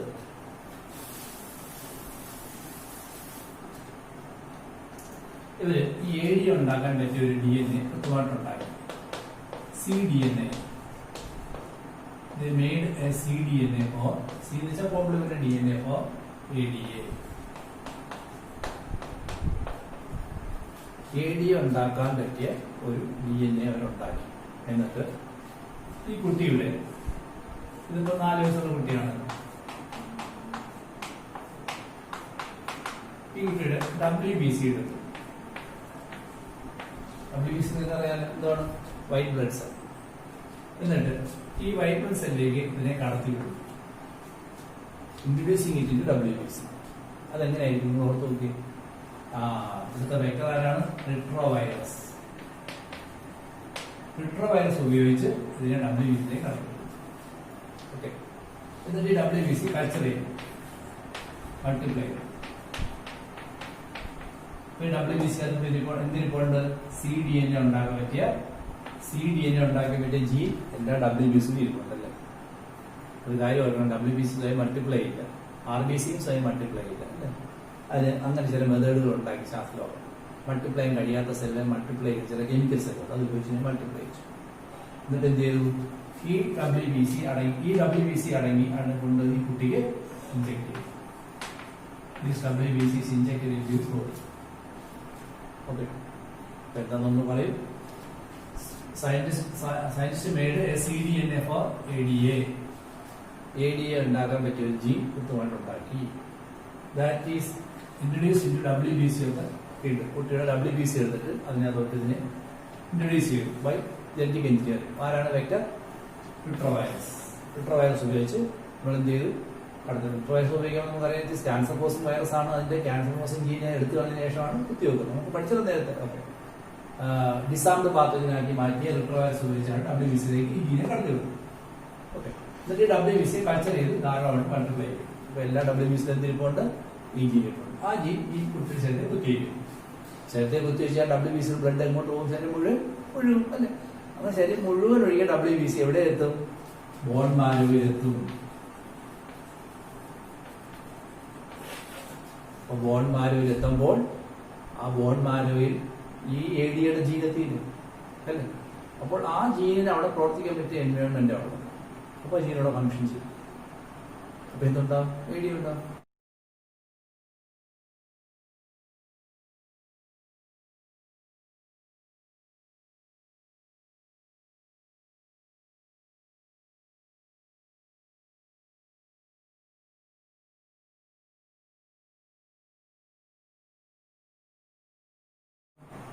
നിങ്ങൾ നോക്കി നമ്മുടെ സെല്ല് ടോട്ടിപ്പൊട്ടന്റ് ആണ് അല്ലേ? നമ്മുടെ ഏത് സെല്ലിനകത്തും 46 ക്രോമസോം അല്ലേ? 46 ക്രോമസോമാണ് നമ്മുടെ ശരീരത്തിൽ എല്ലാ സെല്ലിലും അല്ലേ? പക്ഷേ ഈ എല്ലാ സെല്ലിലും ഇരിക്കുന്ന ജീൻ സെയിം തന്നെയാണ്. പക്ഷേ ഓരോ ജീനുകളും ഓരോ സ്ഥലത്തെ പ്രവർത്തിക്കത്തുള്ളൂ. ഫോർ എക്സാമ്പിൾ, കണ്ണുനീർ ഗ്രന്ഥിയിലിരിക്കുന്ന സെല്ലിൽ നിന്ന് മാത്രമേ കണ്ണുനീരുണ്ടാകാനുള്ള ജീൻ പ്രവർത്തിക്കത്തുള്ളൂ. ഉമിനീർ ഗ്രന്ഥിയിലെത്തുന്ന സെല്ലിലിരിക്കുന്ന ജീൻ മാത്രമേ ഉമിനീർ ഗ്രന്ഥി ഉണ്ടാകാൻ വേണ്ടി പ്രവർത്തിക്കത്തുള്ളൂ. ശരി, ബാക്കിയുള്ളിടത്തല്ലേ ജീൻ ഇനാക്കി വയ്ക്കും. അങ്ങനെ വരുമ്പോൾ ഈ WBC ബോൺ മാരോയിൽ എത്തുമ്പോൾ അത് ADA ഉണ്ടാക്കും. It produce ADA. അപ്പോൾ ആ കുട്ടിക്ക് ADA കിട്ടി. ശരിയല്ലേ? ഇതന്നെ ട്രീറ്റ് ചെയ്യും. മനസ്സിലായല്ലോ? ഞാൻ പറയാം how this gene therapy is done. Scientific world produced a cDNA for ADA. It is introduced in the WBC of the patient. Then this RWBC അല്ലെങ്കിൽ recon WBC is multiplied artificially and it is injected into the patient. Now the WBC enter into the bone marrow where it produced ADA. Okay. What is the limitation? ഇതിന് limitation എന്താ പറയാ? WBC എന്ന് പറഞ്ഞാൽ എത്ര കാലം ജീവിക്കും? 2 ആഴ്ച അല്ലേ?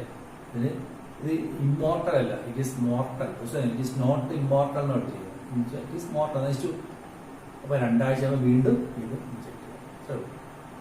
As the WBC is immortal, sorry, WBC is not immortal, അഥവാ WBC is mortal, it undergo death. WBC എത്തും അല്ലെ? 2 ആഴ്ച ജീവിച്ചിരിക്കുന്നു. അപ്പോഴത്തേക്ക് 2 ആഴ്ച വീണ്ടും കൊണ്ടുവന്ന് കുത്തിവെച്ചു കൊടുത്തിരിക്കുക. എന്ന് വെച്ചാൽ ഹോസ്പിറ്റലിൽ ഈ കുട്ടി 2 ആഴ്ച കഴിക്കാൻ പോകണം, അവിടെ ഇതിങ്ങനെ കൾച്ചർ ചെയ്ത് ഇഞ്ചെക്ട് ചെയ്തുകൊണ്ടിരിക്കണം. കുഴപ്പം 2 ആഴ്ച കഴിക്കുമ്പോൾ കുഴപ്പമൊന്നുമില്ലല്ലോ. അങ്ങനെ കുട്ടി ഇപ്പോഴും കുട്ടി ജീവിച്ചിരിപ്പുണ്ട്. ഞാൻ എൻ്റെ ഫോട്ടോ ഇൻസൈറ്റ് കാണിക്കുന്ന കുട്ടിയുടെ ഫോട്ടോയും ആ ഡോക്ടറുടെ ഫോട്ടോയായിട്ട് കാണിക്കുന്നു. അശാന്തി DC. ഇതേ പരീക്ഷണം പിന്നീട് 9 വയസ്സുള്ള ഒരു കുട്ടി ചെയ്തു. 9 വയസ്സുള്ള കുട്ടിയിൽ ഇത് ചെയ്തു. ആ കുട്ടിയുടെ പേര് സിന്ധിയ എന്നാണ്. സിന്ധിയ എന്നൊരു കുട്ടിയിലും പിന്നീട് ചെയ്തിട്ടുണ്ട്, അതും വിജയിച്ചിട്ടുണ്ട്. അത് 9 വയസ്സുള്ള കുട്ടിയിൽ ചെയ്തിട്ടുണ്ട്. ഇത് കഴിഞ്ഞിട്ട് 18 വയസ്സുള്ള ഒരാൾ ചെയ്തപ്പോൾ അയാൾ മരിച്ചു. ഇതുകൊണ്ട് ബന്ധപ്പെട്ട് പറയുകയല്ല, ഇത് പോയിന്റ് എല്ലാം കഴിഞ്ഞ് ഇതോടെ പറഞ്ഞ ശേഷം പറയുന്നത് ഞാൻ പറയുകയാണ്. ജീൻ തെറാപ്പി എന്ന് ഞാൻ പറയാം. ജീൻ തെറാപ്പി എന്ന് പറയുന്നത് it is a replacement of a function gene. It is the introduction of a function gene into a patient and it is taking over the function of a defective gene. The function gene കൊണ്ട് ഒരു defective gene ഏറ്റെടുക്കുന്നതാണ് gene therapy. Is a collection of the where the defect of the gene must be detected early in the childhood or in the embryonic stage. Childhood ആയിരിക്കണം 9 വയസ്സുള്ള കുട്ടിയും ചെയ്തിട്ടുണ്ട്. How it is done? We can say that it can be done in embryo, we know, but how it is done in early childhood or childhood? There is a historical incident that in 1990, a 4-year-old girl named Ashanti D. Silva, has a disease condition called SCID. She has a deficiency of a certain enzyme called ADA, adenosine deaminase, because she has a defective gene for making ADA. ADA is produced in the bone marrow. Due to that condition, she do not have resistant diseases. So ADA is needed for the well functioning of our immune system. That's the remedy. One, bone marrow transplantation, replacement. Bone marrow transplantation. Bone marrow might be bone marrow, but it must be done in the embryonic stage. അപ്പോൾ ഇത് possible അല്ല. അടുത്ത NSAID replacement therapy അത് continuous ആയി ചെയ്തുകൊണ്ടിരിക്കണം. അത് 100% successful അല്ല. 3 gene therapy അതാണ് ഇവിടെ വിജയിച്ചത്. എങ്ങനെ ചെയ്തു? Scientific world scientist made A cDNA for ADA. It is introduced into WBC through a retrovirus vector. The WBC is cultured and injected into the patient. Now the patient WBC reach at the bone marrow where it produces ADA and it is a therapy. the limitation of this treatment is that as WBC is not immortal, so it will live for a limited time. This has to be repeated frequently. ഇത് കൂടെ repeat ചെയ്തുകൊണ്ടേയിരിക്കും. മനസ്സിലായല്ലോ? ഇതാണ് അതിനകത്തുള്ള point. ഇനി ഈ 9 വയസ്സുള്ള കുട്ടി ചെയ്തു സിന്ധ്യ എന്ന് പറഞ്ഞു. പിന്നെ 18 വയസ്സുള്ള ആൾ ചെയ്തപ്പോൾ അയാൾ ക്യാൻസർ വന്ന് മരിച്ചുപോയി. അങ്ങനെ ഈ ചികിത്സ കുറച്ചാൽ നിർത്തി വെച്ചത്. എങ്ങനെയാണ് ക്യാൻസർ മരിച്ചതെന്ന് അറിയാമോ? ഞാൻ പറഞ്ഞല്ലോ, ഇവിടെ ഈ റിട്രോ വൈറസ് എന്ന ആശാനാണ്. ഈ റിട്രോ വൈറസിന് ക്യാൻസർ കോസിങ് കഴിവുണ്ടല്ലേ, പക്ഷെ അതിന്റെ ക്യാൻസർ ഉണ്ടാക്കാനുള്ള ജീനിനെ മുറിച്ചെടുത്ത് മാറ്റിയിട്ടാണ് അവർക്ക് ഒറിജിൻ ഒട്ടിക്കുക. നമ്മൾ നേരത്തെ പഠിച്ചല്ലോ. അതുകൊണ്ട് ഇയാൾ സാധനം ക്യാൻസർ ഉണ്ടാക്കത്തില്ല. പക്ഷെ അതിൽ റിട്രോ വൈറസ് ആറിനെ വൈറസാണ്. പഠിച്ചല്ലോ, ആറിന് എന്ന് പറഞ്ഞാൽ അൺസ്റ്റേബിൾ ആണ്. It go speedy mutation. അപ്പൊ ഈ വൈറസ് ഇയാളുടെ ശരീരത്തിൽ എന്നതിന് ശേഷം അത് സ്വയം മ്യൂട്ടേഷൻ വിധമായപ്പോൾ ഏതോ ചില വൈറസിന് അതിന്റെ നഷ്ടപ്പെട്ടു പോയ ക്യാൻസർ കോസിങ് ജീൻ തിരിച്ചു കിട്ടി. മ്യൂട്ടേഷൻ വഴിയുണ്ടായി. അത് നമ്മൾ പഠിച്ചല്ലോ. അപ്പം സോമാ ക്ലോണൽ വേരിയേഷൻ, ആയിരക്കണക്കിന് ചെടികൾ ഒരു ക്ലോൺ ഉണ്ടാക്കി വെച്ച് കഴിഞ്ഞാൽ ഏതെങ്കിലും ഒരു ചെടിക്കകത്ത് സ്വഭാവ വ്യത്യാസം കാണുമെന്നും അതൊരു പുതിയ വെറൈറ്റി ആകുമ്പോൾ നമുക്ക് എടുക്കാമെന്ന് നമ്മൾ പഠിച്ചല്ലോ. അതുപോലെയാണ് ഈ വൈറസ് അനുസരിച്ച് ഈ WBC കിടന്ന് മൾട്ടിപ്ലൈ ജീൻ കൊണ്ട് കൊടുക്കുകയും ചെയ്ത ശേഷം അങ്ങനെ കൊടുക്കുന്ന ഈ റിട്രോ വൈറസിന്റെ DNA മ്യൂട്ടേഷൻ ഉണ്ടായപ്പോൾ അത് ക്യാൻസർ കോസിംഗ് ആയി മാറുകയും അതുമൂലം കൊടുത്ത WBC കൊടുത്ത് അയാൾ മരിച്ചുകയും ചെയ്തു. ഇത് പറയുകയാണ്, പഠിക്കുമെന്ന് ഓർത്തിരുന്നാൽ മതി. പരീക്ഷ ചോദിക്കുന്ന പുസ്തകങ്ങളൊന്നുമല്ല. സംഭവം പറഞ്ഞു, ഇത് പുസ്തകമുള്ളതല്ല, ഞാൻ പറഞ്ഞു സിന്ധിയുടെ പറഞ്ഞു. So this is what is about gene therapy. ഇത് വളരെ ഇമ്പോർട്ടന്റ് ആണ്, പരീക്ഷയ്ക്ക് ചോദിക്കും. ഇനി use of biotechnology in molecular diagnosis. ഇത് രണ്ടുമാണ് ബയോടെക്നോളജി ഫീൽഡ് ഇൻ മെഡിസിൻ. അടുത്ത use of biotechnology in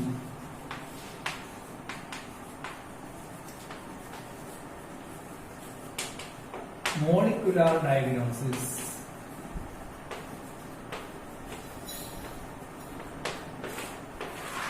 Use of biotechnology in molecular diagnosis. എന്താണ് molecular diagnosis? Diagnosis എന്ന് വെച്ചാൽ എന്ത്? Diagnosis രോഗനിർണയം എന്നാണ്. രോഗനിർണയം അല്ലേ? പല രോഗങ്ങളും നമ്മുടെ ലാബ് ടെസ്റ്റ് വഴിയാണ് കണ്ടുപിടിക്കുന്നത്. ഡയഗ്നോസിസ്, ഡയഗ്നോസ്റ്റിക് ലബോറട്ടറി കേട്ടല്ലോ, വലിയ ലാബിന്റെ ഒക്കെ പേരും കേട്ടില്ലേ? ഡയഗ്നോസ്റ്റിക് ലബോറട്ടറി, രോഗം നിർണ്ണയിക്കുന്ന ലാബുകൾ. നമ്മളുടെ അവിടെ കൊണ്ടുകൊടുത്ത അവിടെ രക്തം, മലം, മൂത്രം ഇതെല്ലാം തന്നെ ടെസ്റ്റ് ചെയ്ത് അതിൻ്റെ ഇതുള്ള രോഗത്തിന്റെ ലക്ഷണങ്ങളെ കുറിച്ച്, രോഗാണുവിന്റെ സാന്നിധ്യങ്ങളെല്ലാം പറഞ്ഞ് നമ്മൾ എന്തല്ല ഇപ്പം ഒരുപാട് രോഗങ്ങൾ ഇപ്പം ലാബിൽ നിന്ന് ടെസ്റ്റ് വെച്ചാണ് കൺഫേം ചെയ്തത്. ഇപ്പോൾ ഒരു എക്സാമ്പിൾ, ഒരാൾ ചുവച്ച് കഫം തുപ്പിയപ്പോൾ അതിനകത്തും ചോര, ബ്ലഡ് അടങ്ങി അല്പം കഫം തുപ്പി പോയി. ഉടനെ അയ്യോ ക്ഷയരോഗമാണ് എന്ന് പറയും. അയാളുടെ കഫത്തിനകത്ത് ചോര വരാൻ പല കാരണങ്ങളുണ്ട്. ഒന്ന് ചിലപ്പോൾ അയാളുടെ തൊണ്ടയിൽ ഒരു മുറിവ് ഉണ്ടായിരുന്നു, ചെറിയ കുഴൽ പൊട്ടി ആ ചോര വന്നായിരിക്കും. അല്ലെങ്കിൽ തലേന്ന് ഭക്ഷണം കഴിച്ചാൽ മുള്ളു കൊണ്ട് മുറിഞ്ഞതായിരിക്കും. ഇല്ല ഇയാൾ പറഞ്ഞ് പിന്നെ ഉച്ചത്തിൽ സംസാരിക്കുകയോ ചെയ്ത് അലറി വിളിച്ച് കരയുകയോ ചെയ്ത് തൊണ്ട മുറിവുണ്ടായി ചോര വന്നായിരിക്കും. ഇനി ക്ഷയരോഗമാകും. ക്ഷേത്രരോഗലക്ഷണം അതാണ്.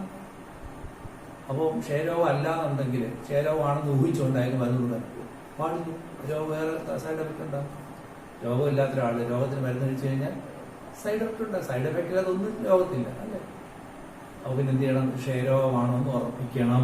അപ്പോൾ എന്ത് ചെയ്യുന്നു? ഇയാളുടെ കഫമോ രക്തമോ എടുത്ത് ലാബിൽ കൊണ്ട് പരിശോധിക്കുമ്പോൾ അവരതിനകത്ത് ട്യൂബർക്കിൾ ബാസിലസ് എന്ന ബാക്ടീരിയയുടെ സാന്നിധ്യം ഉണ്ട് എങ്കിൽ അറിയാം അതിനെന്താണ് രോഗം, ക്ഷയരോഗമാണ് അല്ലേ? അപ്പോൾ ഇങ്ങനെയാണ് ലാബ് ടെസ്റ്റുകളാണ്. ഇത് മോളിക്കുലർ ലെവലിൽ ചെയ്യാൻ ആര് സഹായിക്കും? ബയോടെക്നോളജി ചെയ്യും, സഹായിക്കും. അതെന്താണത്? ഇന്നുള്ള ക്ലാസിക്കൽ ഡയഗ്നോസിസ് എന്ന് പറയുന്നത് രോഗാണുവിന്റെ സാന്നിധ്യം രക്തത്തിലോ അല്ലെങ്കിൽ സിറത്തിലോ അല്ലെങ്കിൽ യൂറിനിലോ വലിയ അളവിലുണ്ടെങ്കിൽ കണ്ടുപിടിക്കുന്നത്. The current method of diagnosing diseases is the presence of a pathogen in urine or at serum can be detected only when its presence is in a high concentration. വലിയ അളവിലുണ്ടെങ്കിൽ കണ്ടുപിടിക്കാനുള്ളത്. അതായത് ഇപ്പോൾ ഒരാളുടെ 100 മില്ലി ബ്ലഡ് അല്ലെങ്കിൽ 1 milli ബ്ലഡിനകത്ത് ഒരു 10,000 bacteria ഉണ്ടെങ്കിൽ കണ്ടുപിടിക്കാനാകത്തുള്ളൂ. 1 milli ബ്ലഡിനകത്ത് 10,000 bacteria ഉണ്ടെങ്കിൽ ഇന്നത്തെ രീതിയിൽ കണ്ടുപിടിക്കാനാകത്തുള്ളൂ. ഒരു 10,000 എന്നുള്ളത് 20,000 ആകുമ്പോഴത്തേക്ക് ഒരു രോഗിയായിട്ട് മനസ്സിലായി. രോഗലക്ഷണം കാണുമ്പോഴേ രോഗമാണ് കൺഫേം ചെയ്യാൻ പറ്റുള്ളൂ. പക്ഷെ 1 മില്ലി ബ്ലഡിനകത്ത് ഒരു ബാക്ടീരിയ കണ്ടുപിടിക്കാൻ പറ്റില്ല. അതാണ് എൻ്റെ കുഴപ്പം. What is the defect of classical diagnosis? We can find the presence of a pathogen when their concentration is very high in the blood or serum or urine. ബ്ലഡിലോ സിറത്തിലോ യൂറത്തിലോ സിറം എന്ന് പറഞ്ഞാൽ ബ്ലഡിൽ നിന്ന് വേർതിരിക്കുന്ന, ഇപ്പൊ ബ്ലഡിൽ നിന്ന് WBC RBC മാറ്റിയ ശേഷം കിട്ടുന്ന ഒരു പ്ലാസ്മയൊക്കെ ഉണ്ട്, ഇതാണ് സിറം എന്നൊക്കെ പറയുന്നത്. അപ്പൊ അതിനകത്തോ അല്ലെങ്കിൽ യൂറിനിലോ അല്ലെങ്കിൽ ബ്ലഡിലോ ഒക്കെ ഈ രോഗാണുവിന്റെ കോൺസെൻട്രേഷൻ വളരെ കൂടുതലാണെന്ന് മാത്രമേ ഇന്നത്തെ മെത്തേഡിൽ കണ്ടുപിടിക്കാൻ കഴിയുള്ളൂ. അതാണ് അതിന്റെ ഒരു ഇഫക്റ്റ്. എന്നാൽ we can find the presence of a pathogen in very low concentration by using biotechnology. Biotechnology ഉപയോഗിച്ച് നമുക്ക് എന്ത് കണ്ടുപിടിക്കാം? വളരെ ലോ കോൺസെൻട്രേഷൻ ഉണ്ടെങ്കിൽ കണ്ടുപിടിക്കാം. നിങ്ങൾക്ക് മനസ്സിലാകുന്ന ഒരു കഥ പോലെ ഞാൻ പറഞ്ഞുതരാം. അപ്പൊ അതൊക്കെ വലിയ പ്രാധാന്യം മനസ്സിലാക്കും. നിങ്ങളിപ്പോൾ ഒരു അമ്മാവനെങ്ങാനും പിന്നെ സുഖമില്ലാതെ ആശുപത്രി കിടക്കുക. അപ്പൊ നിങ്ങളത് പറയാണ് ആശുപത്രി പോയി അമ്മാവനെ പരിചരിക്കും. അപ്പൊ നിങ്ങൾ പോയി ഒരു 10 ദിവസം പരിചരിക്കും. അവിടെ അമ്മാവനോടൊപ്പം നിൽക്കുകയും അവിടെ താമസത്തിന് കിടന്ന് തുടങ്ങുകയും ഭക്ഷണം അദ്ദേഹത്തിന് കഴിക്കുകയും ചെയ്യും. ഒരു 10 ദിവസം കഴിഞ്ഞപ്പോഴാണ് അറിയുന്നത് നിങ്ങളുടെ അമ്മാവൻ ക്ഷയരോഗമാണ്. അപ്പം അമ്മാവനോട് തുമ്മുന്നു ചുമക്കുകയൊക്കെ ചെയ്യുന്നുണ്ടല്ലേ. അപ്പോൾ നിങ്ങൾക്കുള്ള ശരീരത്തിൽ ക്ഷയരോഗത്തിന്റെ ബാക്ടീരിയ കിടക്കാനുള്ള സാധ്യത ഉണ്ട്.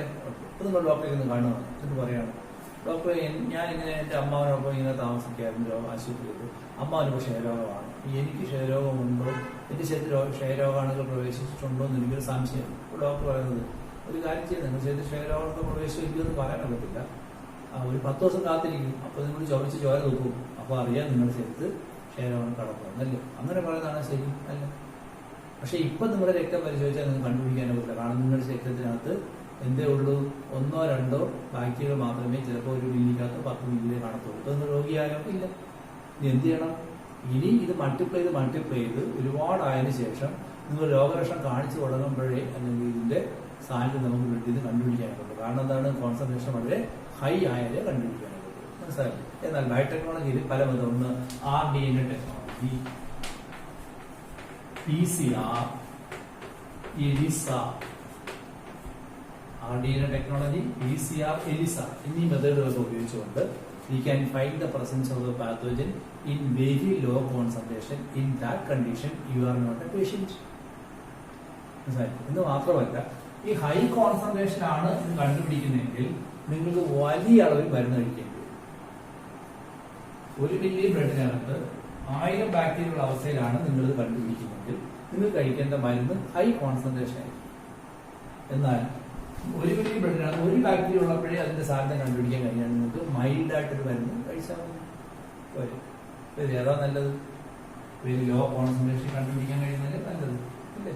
We can find the presence of a pathogen in very low concentration so that we can use a very low amount of medicine or very low quantity medicine in order to destroy that. ആ പാത്തോജനെ നമുക്ക് വലിയ ചെറിയ അളവിൽ തന്നെ കണ്ടുപിടിക്കാൻ കഴിയും. അപ്പോൾ രോഗം വരാതെ തന്നെ രോഗത്തിന്റെ സാധ്യത ഉണ്ടോ എന്ന് വളരെ മുൻപേ കണ്ടുപിടിക്കാൻ കഴിയുന്ന മെത്തേഡാണ്. ഇതൊക്കെയാണ് RDNA technology, PCR and ELISA. ഇന്ന് മെത്തേഡ് ഉപയോഗിച്ച് we can find the presence of the pathogen in very low concentration. അപ്പോൾ ഞാൻ എന്താ പറയുന്നത്? What's the application of biotechnology in molecular diagnosis? We can use biotechnology to find the pathogen in very low concentration. What's the effect of classical biotechnology? Classical diagnosis method. In classical diagnosis method, we can find the presence of a pathogen in organism or in human being when this concentration is very high. In that condition, the affected person may be a patient. രോഗിയായതിനു ശേഷമുള്ള ചികിത്സയാണോ നല്ലത്, രോഗം വരുന്നതിന് മുമ്പുള്ള ചികിത്സയാണോ? But in biotechnological method using PCR technology or ELISA technology or RDNA technology. PCR എന്നാൽ നിങ്ങൾക്ക് അറിയാം, RDNA അറിയാം, recombinant DNA technology. ELISA എന്നാൽ ഇപ്പോൾ പറയാം. By this method we can find the presence of pathogen in very low concentration. അതിന്റെ advantage എന്താണെന്ന് അല്ലാതെ പറയുകയാണ്, കുറച്ചളവിൽ മരുന്ന് കഴിച്ചാൽ മതി, രോഗങ്ങളൊന്നും വരുന്നില്ല, രോഗലക്ഷണവും വരുന്നില്ല. അല്ലെങ്കിൽ ഇപ്പോൾ ഒരാൾക്ക് ക്ഷയരോഗം വന്നു തന്നെ വെച്ചോളൂ, അയാൾ 6 മാസത്തേക്ക് റെസ്റ്റ് എടുക്കണം, ജോലിക്ക് പോകാൻ പറ്റില്ല. ജോലിക്ക് പോകാൻ കഴിയുമ്പോൾ അയാളുടെ വരുമാനം കുറയും, അയാളുടെ കുടുംബത്തിൽ പ്രശ്നങ്ങളുണ്ടാകും, പട്ടിണി ഉണ്ടാകും. അതേസമയം ഇയാൾക്ക് വലിയ അളവിൽ മരുന്ന് കഴിക്കേണ്ടി വരും, തുടർച്ചയായി മരുന്ന് കഴിക്കേണ്ടി വരും. അതേസമയം ഇയാളുടെ ശരീരത്തിൽ 1 ബാക്ടീരിയ കടന്നപ്പോൾ തന്നെ 1 മില്ലി ബ്ലഡിൽ 1 ഉണ്ടെന്നുള്ള സമയത്ത് നമ്മൾ കണ്ടുപിടിക്കാൻ കഴിയുകയാണെങ്കിൽ അയാൾ രോഗിയായിട്ടില്ല. മറ്റൊന്ന്, അയാൾക്ക് ചെറിയ അളവിൽ മരുന്ന് കഴിച്ചാൽ മതി. 2, ജോലിക്ക് പോകാതെ റെസ്റ്റ് എടുക്കേണ്ട കാര്യമില്ല. അപ്പോൾ അയാളുടെ കുടുംബത്തെ അയാളുടെ ജീവിതത്തിൽ ഒരിക്കലും ബാധിക്കുന്നില്ല. അതല്ലേ ഏറ്റവും നല്ലത്. അവിടെയാണ് ആര് സഹായിക്കുന്നത്? ഈ മെത്തേഡൊക്കെ സഹായിക്കും. എലിസയുടെ എക്സ്പാൻഷൻ പഠിക്കണം. Enzyme linked immuno sorbent assay, enzyme linked immuno sorbent assay, ELIS, ELISA. Enzyme linked immuno sorbent assay എന്ന് അർത്ഥത്തിന്റെ അർത്ഥത്തിലേ ഉള്ളൂ. എൻസൈം കണക്ട് ചെയ്തിട്ടുള്ള പ്രതിരോധ ശേഷിയുടെ അരിച്ചെടുക്കുന്ന ഒരു മെത്തേഡ്. എൻസൈം കണക്ട് ചെയ്തുകൊണ്ട് പ്രതിരോധ ശേഷി ഉണ്ടോ എന്ന് അരിച്ച് കണ്ടുപിടിക്കും. സോർബന്റ് എന്ന് വെച്ചാൽ ഫിൽറ്റർ നടത്തുക, അസേ എന്ന് വെച്ചാൽ മെത്തേഡ് നടത്തുക. അത് നിങ്ങൾ പഠിക്കണമെന്നില്ല. ഇത് എക്സ്പാൻഷൻ പഠിക്കുക. എൻസൈം ലിങ്ക്ഡ് ഇമ്മ്യൂണോ സോർബന്റ് അസേ അത് പഠിച്ചില്ല. മനസ്സിലായി? എങ്ങനെയാണ് ഒരെണ്ണം മാത്രമുള്ളൂ കണ്ടുപിടിക്കുന്നതൊക്കെ ഞാൻ നമുക്ക് അടുത്ത ക്ലാസ്സിൽ എടുക്കാം. ഓക്കെ, സോ ഇത്ര മനസ്സിലാക്കി. How we can, what is the application method use of biotechnology? Molecular diagnosis എന്ന് പറഞ്ഞു, അതിന്റെ നേട്ടം എന്താണെന്ന് പറഞ്ഞു, അതിന് ഒരു മെത്തേഡ് എന്താണെന്ന് പറഞ്ഞു, അത് എലിസയുടെ എക്സ്പാൻഷൻ വരെ പറയുന്നു. അതൊക്കെ പഠിച്ചാൽ മതി. ബാക്കിയുള്ള ക്ലാസ്.